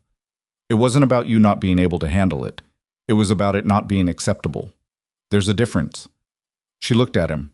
He could see her working through that, the distinction he'd made, whether it held up, whether it changed the shape of what he'd done in a way she was willing to accept. What exactly did you say to him? She asked. He told her. Word for word, as close as he could remember. He didn't embellish it and didn't soften it. When he finished, she was quiet for a moment. That was fair, she said finally. I thought so. She turned back to the stove and adjusted something, a pot that didn't need adjusting, he suspected. And then she said, without turning around, Gideon, what is this? The question landed simply, without drama. Just 4 words. But they were the 4 words that had been building since a frozen night in November, or since the shelf on the kitchen wall, or since the first morning she'd left coffee on the table for him, depending on where you chose to start counting. He set his cup down. He looked at the back of her, the way she was standing, the set of her shoulders, the controlled quality of a person who has asked a hard question and is now waiting to find out whether they're going to regret it. I think you know what it is, he said. She turned around. She looked at him with those clear, direct eyes, and she said, I want to hear you say it. He understood why. She'd spent years in a place where things were implied and implied and implied and never said, and the not saying had always worked in Dutton's favor, never in hers. She wasn't going to do that again. She was going to make someone say the thing out loud, where it could be examined and either stood behind or walked back, and she was not going to accept anything less. He respected her for it enormously. It also made it considerably harder. I have feelings for you, he said. I've had them since, I don't know when exactly. Since Burnt Creek, maybe. Since you looked at me through that door like you couldn't decide if I was something to trust. He kept his eyes on hers. I haven't said anything because I didn't want to put you in a position where you felt like the job was attached to something you didn't agree to. I needed it to be clear that they were separate things. That the job was the job, and this is... He paused. This is something else. She didn't say anything for a moment. He held the silence because he'd learned enough about her to know she needed it to think, not because she was uncertain, but because she was thorough, and she would not say something she hadn't fully meant. The job was never the problem, she said. The problem was that I didn't know if what I thought I was seeing was what was actually there. I've been wrong about what I was seeing before. It cost me. She set her cup down on the counter. I wasn't going to be wrong again without being sure. Are you sure? He asked. She looked at him. I'm asking you questions in my kitchen at 5 in the morning, she said. That's not nothing. He almost smiled. No, it's not. She picked up her cup again. She looked into it like it might offer her something useful. Then she said carefully, I don't know how to do this. I should say that honestly. I've worked for people my whole life, and I've kept myself at a distance from all of it because distance was safe, and I'm not good at the other version. Neither am I, he said, in case that wasn't obvious. Something in her expression shifted. It was a little obvious, she said, and again there was that thing, that dry, almost invisible humor, the one that surfaced only when she was less guarded than usual. And it did what it always did to him, which was knock whatever careful arrangement he'd built in his chest slightly sideways. We could try being bad at it together, he said. See how that goes. She looked at him for a long time. The stove popped. Outside, the first birds of the morning started somewhere in the bare cottonwoods. The kitchen was warming up around them with the particular gradual warmth of early morning, and the light through the window had turned from gray to the pale, uncertain gold of a mountain sunrise. All right, she said, quietly. Like something that had been held tightly had been set down carefully in a place where it could rest. He didn't reach across the table. He didn't do anything dramatic. He just looked at her, and she looked at him, and the moment sat between them full of everything that had been building since a cold night at a way station where a man had asked a simple question about bread and changed the direction of both their lives. Then she turned back to the stove because breakfast wasn't going to make itself. and he picked up his coffee, and the morning began. Spring came to Iron Ridge the way it came to all mountain country. Not all at once, but in pieces, grudging and then generous and then grudging again, like a person who wants to be kind but hasn't fully decided yet. The first real sign of it was the smell of the ground, which changed before anything was visible, a dark, wet smell that came up through the last of the snow on warm afternoons, mineral and alive, that reminded Gideon of every spring he'd ever worked through and made something in him loosen that had been tight since November. The cattle moved differently. The horses stood in the afternoon sun with their eyes half closed, and their weight shifted in a way that meant warmth had reached somewhere it hadn't been in months. In the kitchen, the mood lifted in ways that were practical before they were anything else. Fresh vegetables began to be available from the supply runs. Not much and not interesting, but after a winter of root vegetables and dried stores, the appearance of green onions on a breakfast plate produced in Pete Vargas something close to an emotional response. "These eggs have onions in them," he said one morning, with the tone of a man announcing a miracle. "They do," Lydia confirmed from the kitchen door. "Where did you—" "I traded some bread loaves with the Hennessy farm down the road," she said. "They have a cold house. I've been talking to their daughter about it for 3 weeks." She went back into the kitchen. Pete looked at the eggs. He looked at the kitchen door. He ate the eggs. Gideon, watching from the far end of the table, thought about the fact that she had been quietly conducting that trade negotiation for 3 weeks without mentioning it to anyone, and had produced results with 2 loaves of bread and a conversation, and that this was somehow entirely characteristic of her. Things between them had changed and stayed the same in the weeks following the morning in the kitchen. The change was in the nature of the quiet between them. It had gotten lighter, somehow, the way air gets lighter when a pressure system moves through. The same was in the behavior. They still did not make any public declaration or change the practical architecture of their days in any way that the hands would have been able to point to specifically. They just existed differently in the same spaces. He still ate at the table. She still worked in the kitchen. The coffee was still on the table when he came in from the early rounds. But now sometimes she sat across from him in the late evening when the main room had emptied out, and they talked in the way they talked, half in words, half in the comfortable absence of them. And sometimes he said something that made her laugh, an actual real laugh, not the suppressed version but the whole thing, and every time it happened he stored it away somewhere like a man saving against a hard winter.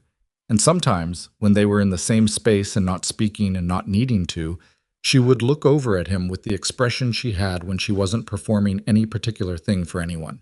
Just her face, just the clear, unsentimental attention she gave to things she cared about. And he would look back, and there was no word for what moved between them in those moments that wouldn't diminish it by naming it.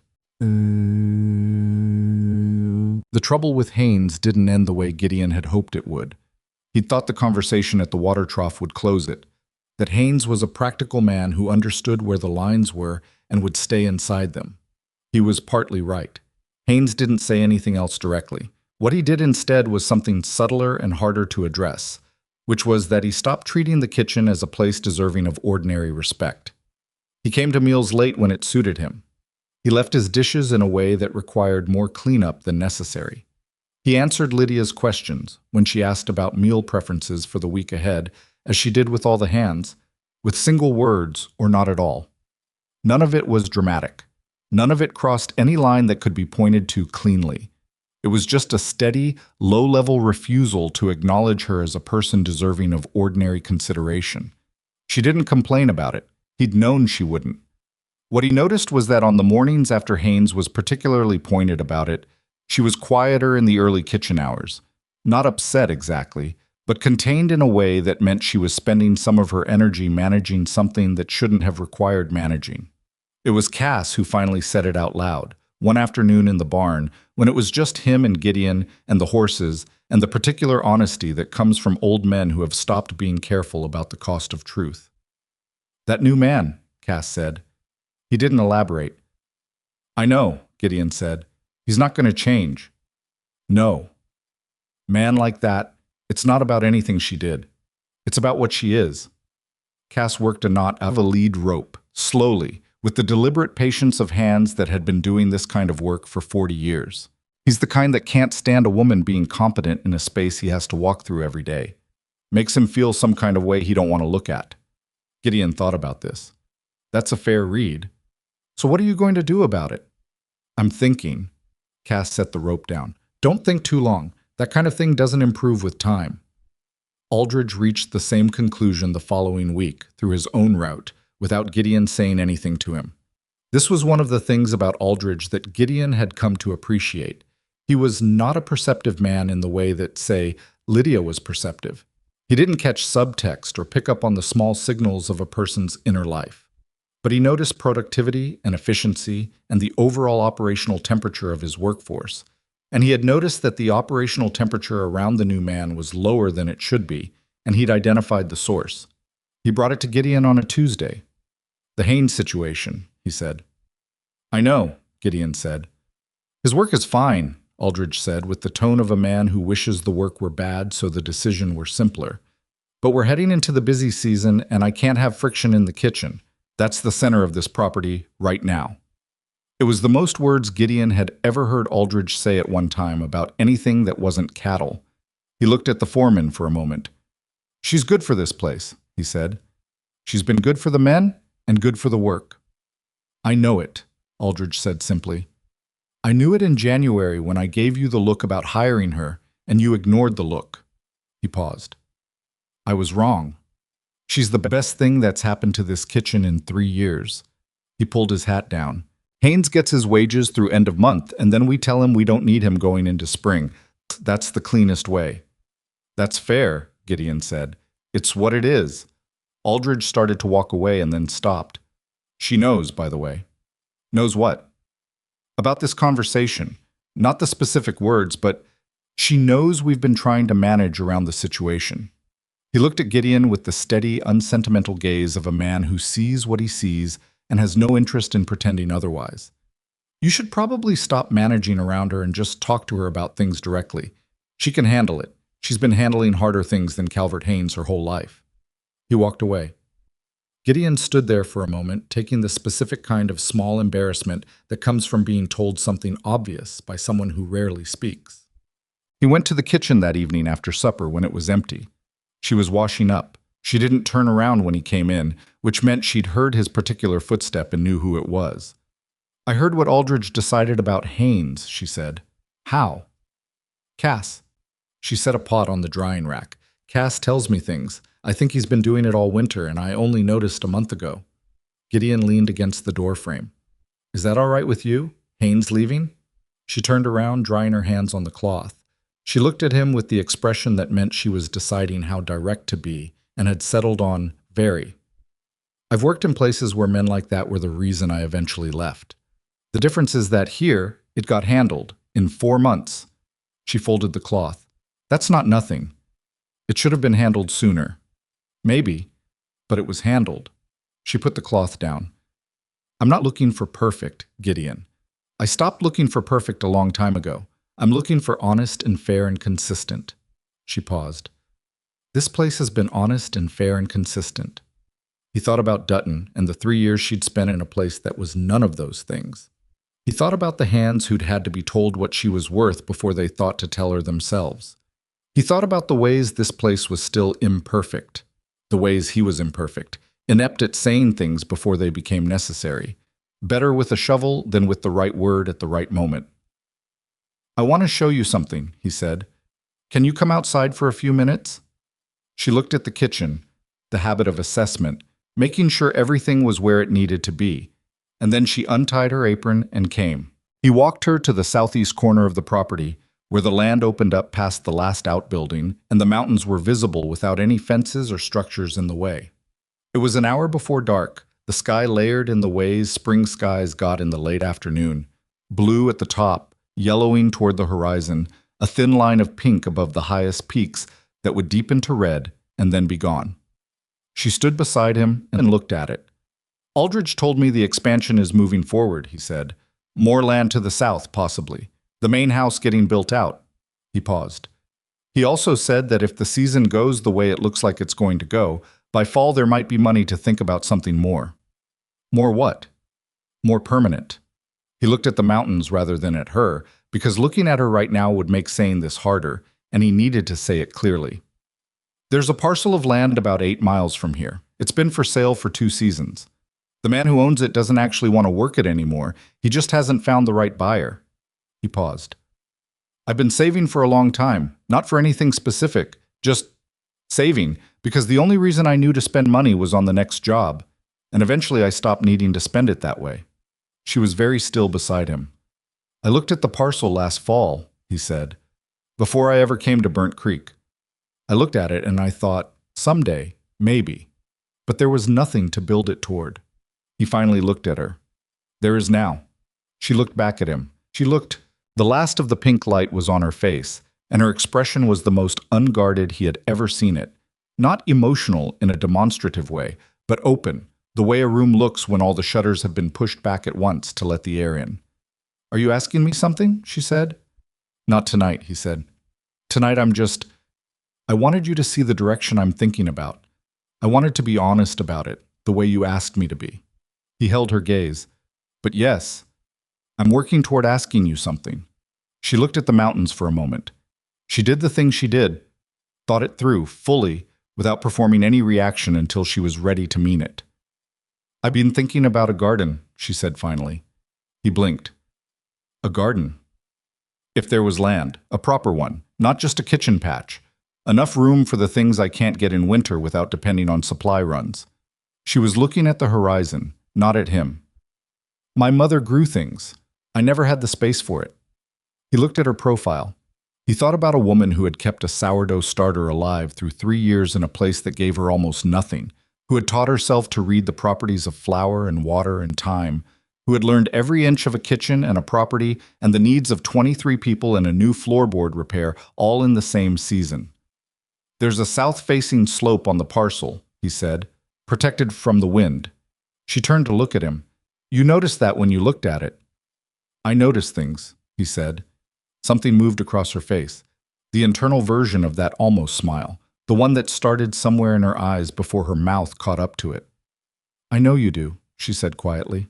They stood there in the last of the light, not touching, not needing to, with the mountains going dark above them, and the smell of spring moving in across the land that was still cold but getting warmer, day by day, in the specific and reliable way that things get warmer when the season turns. The weeks between early April and what they'd later call the conversation happened in a way that felt both very slow and, in retrospect, like they went faster than anything had a right to. Haynes left on his appointed day, quietly, without incident, which was the best version of that situation. Pete Vargas, marking the occasion with characteristic tact, said nothing about it at all and made a point of eating 2 servings of Lydia's cornbread at supper that night, which was its own kind of statement. Gideon wrote to his brother twice more. His brother wrote back both times, the letters getting slightly longer each time, the handwriting less uneven. He didn't know what to do with his brother's grief at this distance, and he said so in the second letter, plainly, and his brother wrote back and said, Neither do I. Just keep writing. That helped.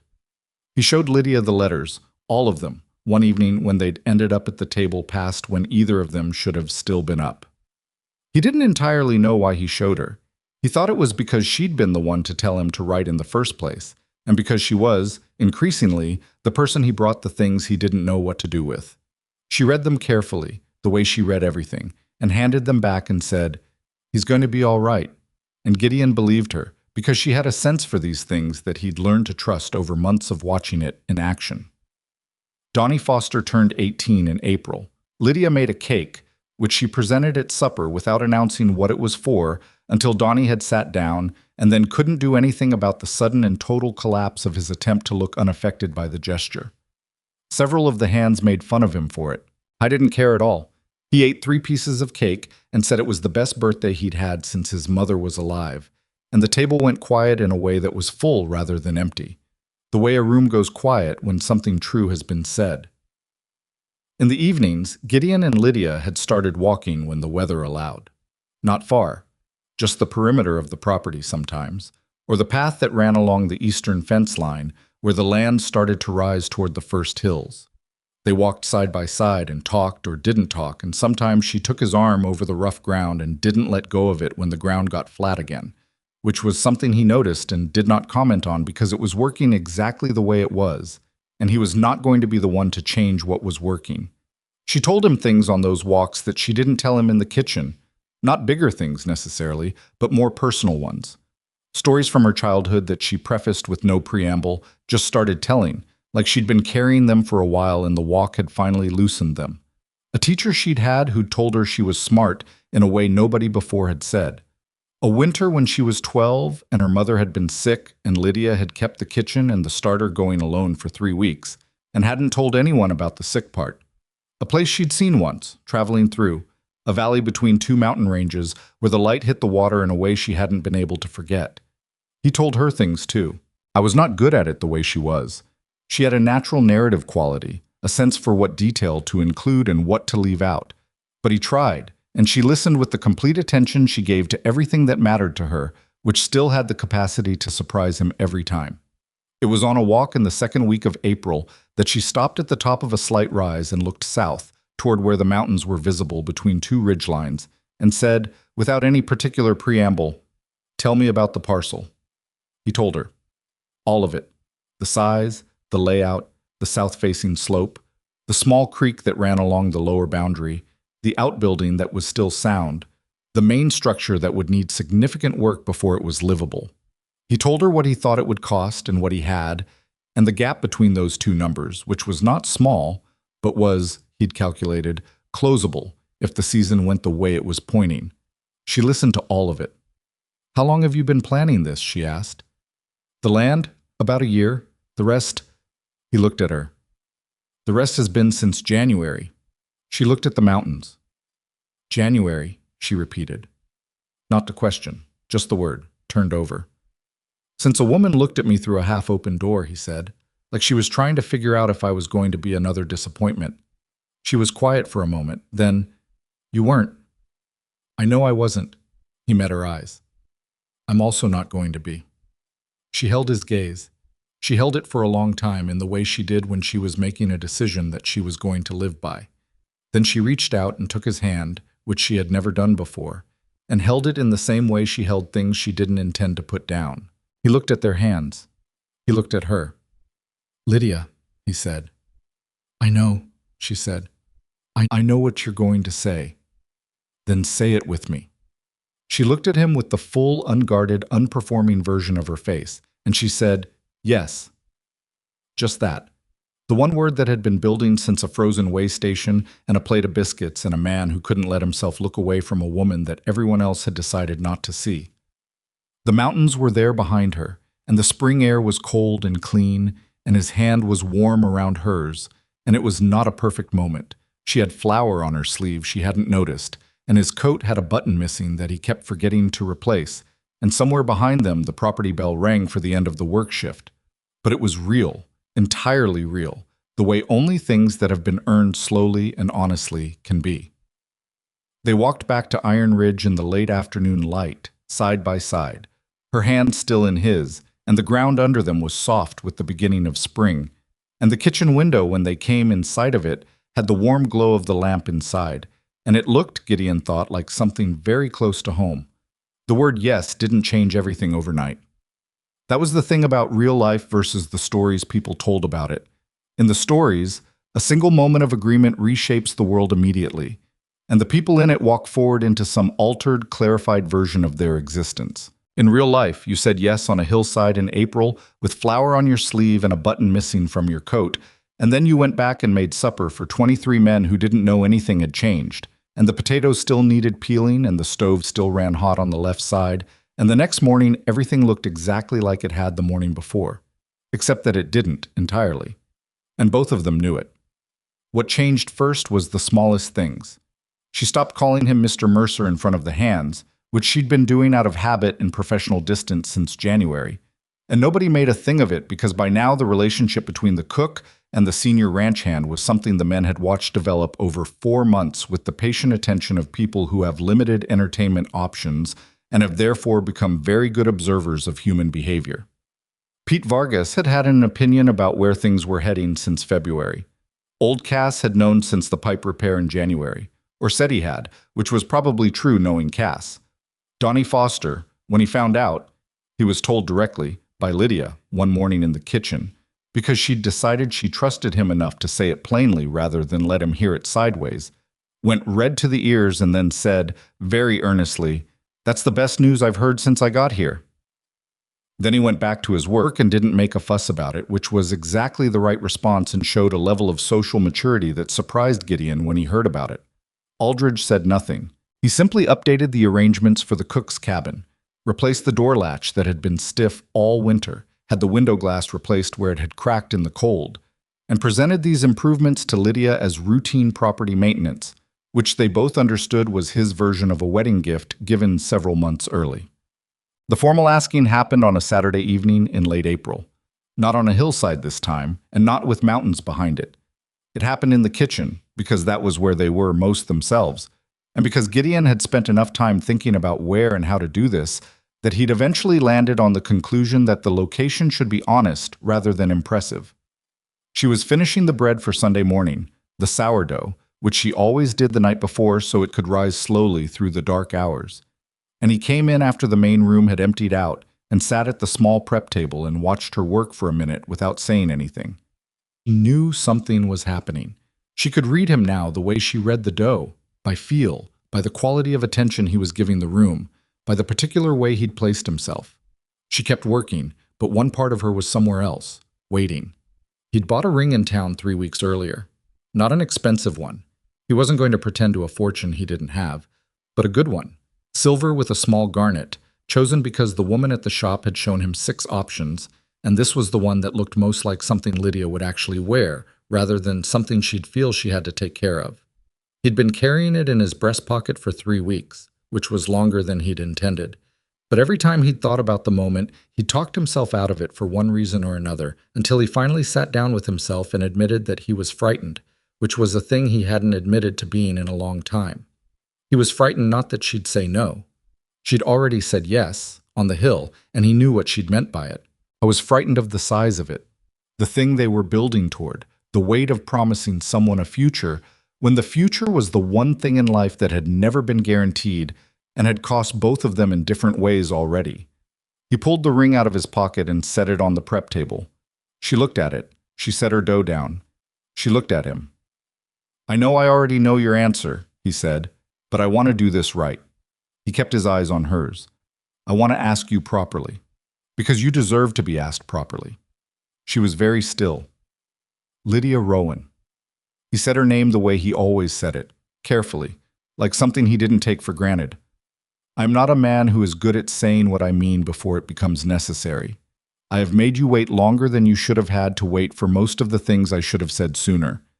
I am probably going to keep being that man to some degree, because I am 32 years old, and I don't know how to be a different one."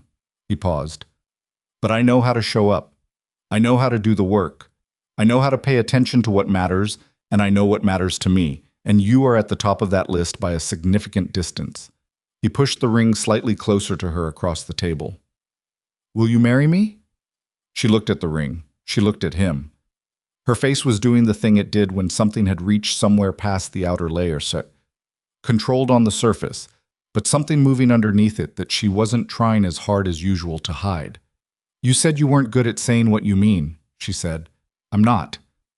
That was one of the better things anyone has said to me." She picked up the ring. She turned it in her fingers, looking at it, the garnet catching the lamplight, the clean line of the silver. Then she looked up. "Yes?" she said again. The same word, the same simplicity, the same absolute weight behind it. Still yes. He reached across the table and she put her hand in his, ring and all, and they stayed like that for a moment. In the kitchen that had been the center of everything, with the bread rising on the counter and the lamp throwing its warm light against the walls, and the night outside pressing its cold face against the window. And it was not the version of this moment that appeared in the stories people told, but it was theirs, and it was enough. It was more than enough. They were married in June. The wedding was not simple because they'd chosen simplicity out of lack of imagination. It was simple because neither of them had any appetite for performance, and because the people who mattered already knew what this was and didn't need spectacle to confirm it. The ceremony was held at the edge of Iron Ridge property on a Sunday morning, with the mountains showing off behind them the way mountains do in June, when the snow is pulled back to the highest peaks and everything below it has gone green. Aldridge stood up for Gideon, which surprised exactly no one who knew him. He was not a sentimental man, but he was a loyal one, and loyalty had its own ceremonial weight. Pete Vargas cried, which surprised everyone, including Pete Vargas, who spent the rest of the day making up for it by being louder than usual. Donnie Foster wore his best shirt, which he'd ironed himself imperfectly, with visible determination. Old Cass gave Lydia a piece of advice before the ceremony, quietly, while the others were getting into position. He pulled her aside and said, "He's a good man. I've worked alongside a lot of men, and that's not as common as it should be. Don't let him forget to tell you things. He'll try to carry too much alone. That's the one thing to watch." He squeezed her hand once and let go and went to find his spot. She thought about that during the ceremony, about all the things Gideon had carried alone before her, and the ways he was still learning to put some of them down. About all the things she'd carried alone, and the ways she was still learning the same. Gideon's brother came. He'd made the trip from 2 counties east, which was not a short trip in June, and he arrived the day before, thinner than Gideon remembered him, and quieter, the specific quiet of a man who'd been rearranged by something and hadn't fully finished settling into the new shape yet. He and Gideon sat up late the night before the wedding and talked in the way that brothers who aren't good at talking manage it, sideways, through old stories and practical information and occasional long silences that didn't need to be filled. At some point, his brother said, "She looks at you like she's actually seeing you." Gideon thought about that. "She looks at everything that way," he said. "That's the rarer version of it," his brother said. In the morning, before the ceremony, Gideon's brother found Lydia alone in the kitchen. Where else? Finishing the wedding bread she'd insisted on making herself, because there was no version of this day that didn't include bread from her own hands. He stood in the doorway and looked at her for a moment, and she looked back at him with the clear, patient attention she gave to people she was still learning. "He wrote me a letter in March," his brother said. "First letter in almost 2 years. He said he'd written it because someone told him to." He paused. "I just wanted to say thank you for that." Lydia looked at him. "He would have written eventually," she said. "He just needed to stop waiting until he knew the right words." His brother was quiet for a moment. Then he said, "Helen would have liked you." He said it simply, without making a production of it. She had a thing about people who do the honest thing quietly. She said that was the rarest kind. Lydia held that carefully, the way she held things that mattered. "Thank you," she said. "That means something." He nodded and went to find his seat, and she turned back to the bread. And the kitchen was warm and the morning was moving forward, and somewhere outside the ranch hands were trying to make themselves presentable with varying degrees of success. The parcel of land south of Iron Ridge changed hands in July.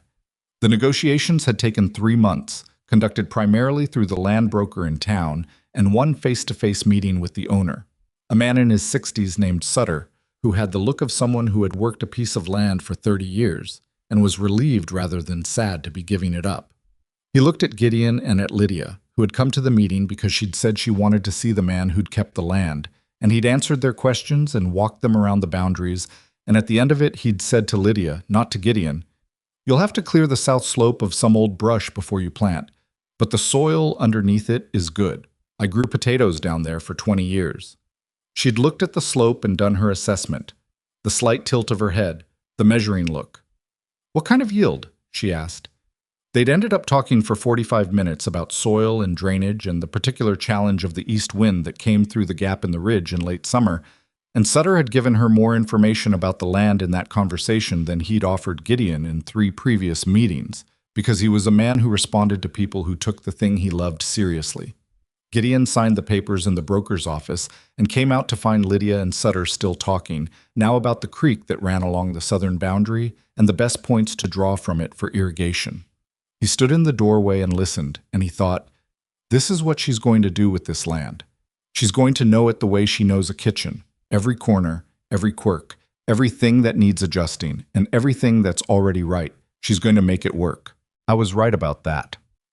The first year on this parcel was hard, in the specific way that first years are always hard, the category of difficulty that nobody can fully prepare you for because the preparation requires the experience of doing the thing, and the experience of doing the thing is what you don't have yet.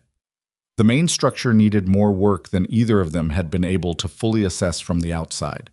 The kitchen was fine, solid construction, good stove, adequate storage, which was the room Lydia had inspected most carefully during the walkthrough because she understood where her priorities were.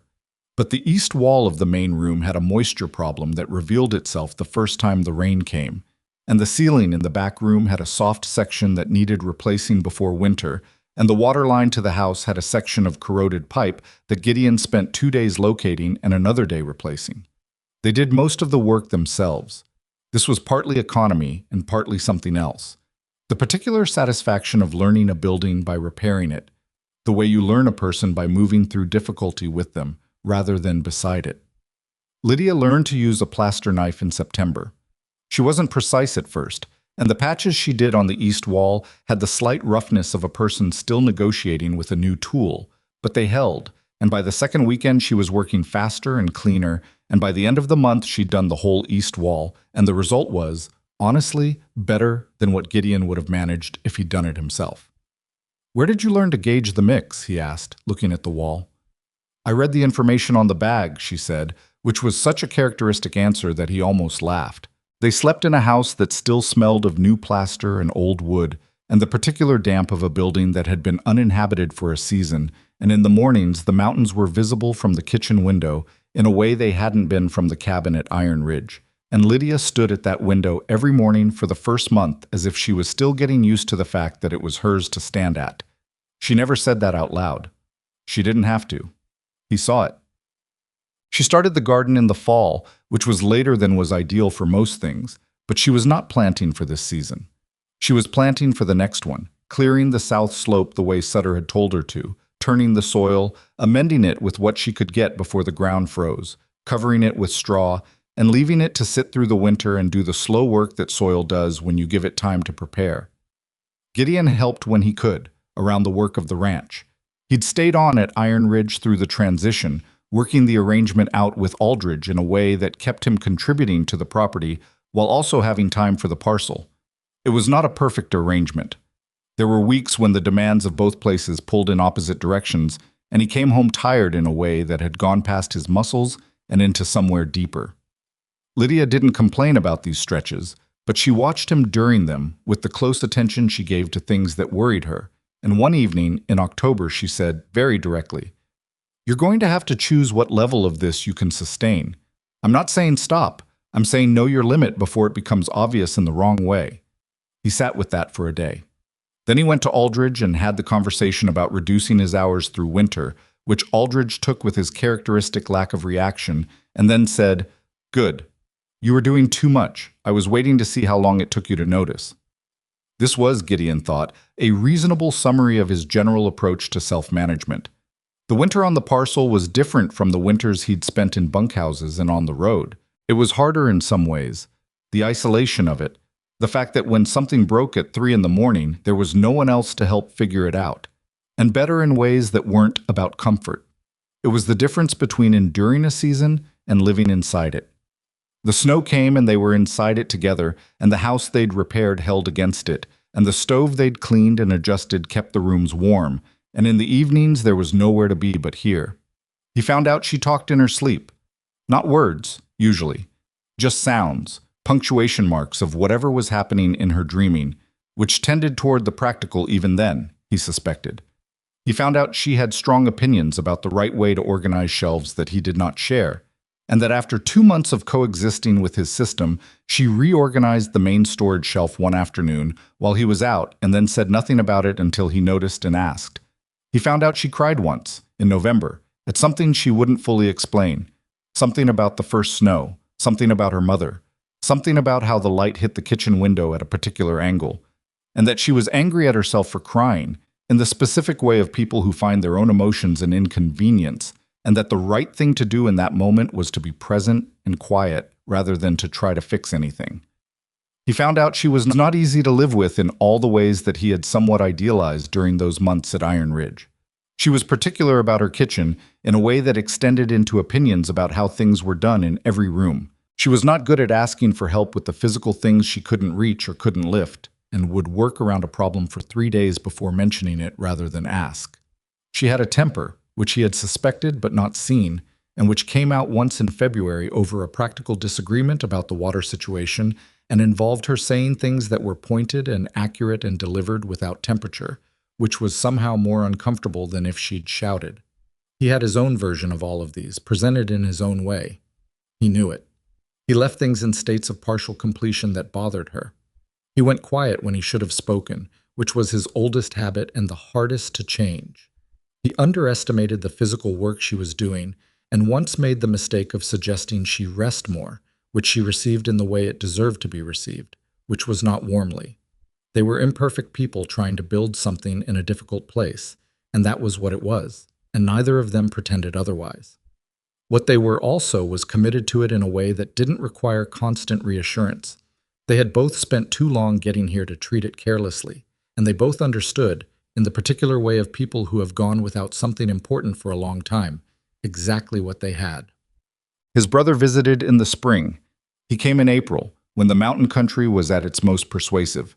The color coming back into the grass, the creek running full and noisy with snowmelt, the kind of weather that makes even a tired person feel like they might want to try again. He was less thin than he'd been at the wedding. His eyes were less far away. He helped Gideon repair the fence on the north boundary for 3 days and didn't say much while they worked, which was comfortable in the way that working alongside family can be when you've found your way back to each other. On the last evening, after supper, Lydia's cooking in her own kitchen now, in a house that was theirs, which still had the power to stop Gideon slightly when he thought about it directly. They sat outside and watched the last light leave the mountains, and his brother said, "I'm thinking about staying on in the east. There's a man there who needs a partner for his operation. I think I'm going to take it." "That's good," Gideon said. "I think Helen would have said do it." He was quiet for a moment. "I'm getting better at knowing what she would have said. That took a while." "I know." "You should come east sometime with Lydia, when you have the time." "We will," Gideon said. His brother looked at the house behind them, the warm light in the kitchen window where Lydia was still moving around, doing the things she did in the evening that she found settling rather than tedious, the small rituals of a day winding down properly. "She's good for you," his brother said. "I said that at the wedding, but I mean it more now, seeing you here." He paused. "You look like a man who knows where he is." Gideon thought about that, about all the years of motion, of the next job, of waking up in a bunkhouse and knowing exactly nothing about the shape of his own future, about a frozen way station and a bowl of mediocre stew and a plate of biscuits that had stopped him cold. "I know exactly where I am," he said. The garden came in the following summer. Lydia had planned it over the winter with the same methodical attention she gave to everything, reading what she could find, consulting with the woman at the Hennessy farm who had been a reliable source of practical information since the Iron Ridge days, adjusting her plan based on what the South Slope told her when the snow cleared and she could actually walk it and look at it. What came up was not perfect. The potato row had a gap where something had gotten into it over winter. The beans came in late. The first round of onions went in the ground too shallow, and a third of them didn't make it. She swore at the onions briefly and with feeling, and then replanted the section and moved on. What also came up? Tomatoes in quantities she hadn't quite planned for, which required improvisation. Squash that took over more of the slope than intended. An herb corner that became the thing she was most pleased with, thyme and sage, and something she'd found seeds for that she'd been trying to grow for years. A particular variety of savory her mother had used that she'd spent 2 seasons tracking down through correspondence with a woman in Denver who kept seeds. The first time she used the savory in bread, she stopped when the smell of it hit the kitchen. She stood there for a moment with the dough in her hands and the smell around her and something complicated on her face. Not sad, not exactly, but adjacent to it, and adjacent also to something else that was the opposite of sad. The particular compound feeling of something you've been missing for a long time arriving back. Gideon was at the table. He watched her stand there and didn't say anything. After a moment, she went back to the dough. "It's right," she said. "Not to him, or not only to him. It's exactly right." He understood without her explaining it. He thought about a woman he'd never met. Practical, not sentimental, who kept a sourdough starter alive through 2 droughts and a move in 4 winters and passed it to her daughter without fanfare, who had grown things and taught her daughter to bake not as a skill for survival, but as a craft deserving of genuine care. who had given Lydia, without meaning to give her anything so large, the thread that had run through every hard year and every difficult kitchen and every way station and eventually led here. The bread that came out of the oven that evening was the best thing Gideon had ever eaten. He said so. She looked at him sideways, the way she did when she suspected he was being partial, and he said, "I mean it. That is genuinely the best thing I have eaten in my entire life." "It's the savory," she said. "It's not only the savory." She considered him. Then she cut another piece and put it on his plate without saying anything, which was her version of agreement. The years did what years do, which is accumulate. There was a daughter born in the 3rd year, during a February that came in harder than expected, and the delivery was difficult in a way that Gideon would carry in his chest for a long time after. The particular fear of being in a situation where all of your capacity for action is irrelevant, where the only thing you can do is be present and hold on to yourself while someone you love goes through something without you. She came through it. The child came through it. The doctor who'd made the ride out from town went home through a foot of snow and said he'd done easier deliveries and harder ones, and this one was worth the cold. They named her Margaret, after Lydia's mother. Gideon suggested it, and Lydia looked at him when he did, and what was in her face in that moment was something he kept. A son came 2 years after that, quieter than his sister from the first week, with his mother's habit of watching before deciding, which Gideon recognized immediately and found both familiar and entirely terrifying, because he knew what it meant to carry that kind of interior life and not always have words for it. Margaret was loud and decided and had opinions about everything from the age of 2, which was exhausting, and also magnificent. She came into the kitchen at 3 years old and pulled a stool to the counter and said, "I want to help." And Lydia looked at her for a moment and then moved the flour to where small hands could reach it and began to show her. Not all at once, not with a curriculum. The way you teach anything that matters, one thing at a time, with patience, letting the learning happen at the speed the learner can actually absorb it. The boy, they named him James, for no family reason, just because it fit him, took to the land the way his father had taken to work, quietly, with total seriousness, coming home with mud on his boots, and specific questions about drainage and why the North Patch produced less than the South. He was 7 when he first asked Lydia about the sourdough starter, why it had to be kept warm, why it had to be fed, what would happen if you forgot. She explained it with the patience she used for things she considered important. He listened with the attention he gave to things he'd decided mattered. Gideon watched both children grow up in this house and thought sometimes about the version of himself that had existed before January of 1887, the one riding alone at the back of a herd with no picture of what the future might look like, saving money toward no particular end, good at his work, and not much else. That man was not unhappy exactly. He was just empty in a way he hadn't had the language for at the time. It took a plate of biscuits to give him the language, which was, when he thought about it, a very strange way for a life to turn. Iron Ridge changed over the years. Aldridge retired and his son took over the management, and the property expanded twice in the decade following, and Pete Vargas became the senior hand in the way that quiet, dependable men eventually rise. Not through ambition, but through the simple process of still being there when others have moved on. Donnie Foster left after 3 years, went to school in Denver, became something that required a different kind of competence than ranch work. He came back once, a few years later, and ate at Lydia's table and said the food was exactly as he remembered it, and that this was not a small thing. And he said it directly to her, which she received without deflecting, because she'd gotten better at that over the years. Cass died in the winter of the 5th year. He'd seen it coming, Gideon thought. There had been a quality to his last few visits to the parcel, a looking around at things with the thoroughness of someone who is making sure of what they know before they have to stop knowing it. He died in his sleep in the bunkhouse at Iron Ridge, which was exactly where he would have chosen to. Gideon sat with that for a week. Lydia made no comment about it, but she baked his bread, the kind he'd liked, the heavy rye loaf she'd started making specifically because he'd mentioned once, months into her time at Iron Ridge, that it was the kind his wife had made, and she left it on the table in the main room at Iron Ridge the morning after, without explanation, and nobody asked for one. Gideon's brother married again, eventually. A woman in the East, someone he'd worked alongside in the business partnership. He wrote to tell Gideon about it, and the letter was longer than any of the previous ones, 5 full pages, the handwriting even and unhurried. He came to visit again the following summer with her, and she and Lydia disappeared into the garden for 2 hours on the first afternoon, while Gideon and his brother sat on the porch and listened to the sounds of a conversation neither of them could quite hear. "Seems like it went well," his brother said, when they finally came back. "Lydia told me later," Gideon said. "She liked her. She said she had good instincts about soil." His brother looked at him. "That's high praise."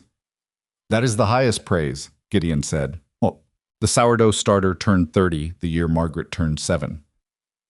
Lydia didn't say anything about this in a ceremony or an announcement, but Gideon noticed that she fed it with particular care that morning and that she baked with it that afternoon rather than waiting for the weekly bread day, and that what came out of the oven that evening was the same bread it had always been, the same taste, the same texture, the same smell that had first stopped him cold in a forgotten way station during a brutal winter when he was tired and had no picture of what his life was going to become. Margaret ate her piece standing at the counter, as she always did, because sitting down to eat was a concept she engaged with reluctantly. James ate his at the table and said nothing but finished every crumb, which was his version of the same thing. Gideon ate his at the table, the way he'd been eating it for years, and looked across the room at Lydia, who was putting the remaining bread away with the efficient movements of someone who has done something 10,000 times and still does it right every time. She looked up and caught him looking. "Still the finest biscuit I've ever had," he said. Not about the bread she'd just made. About all of it. About everything.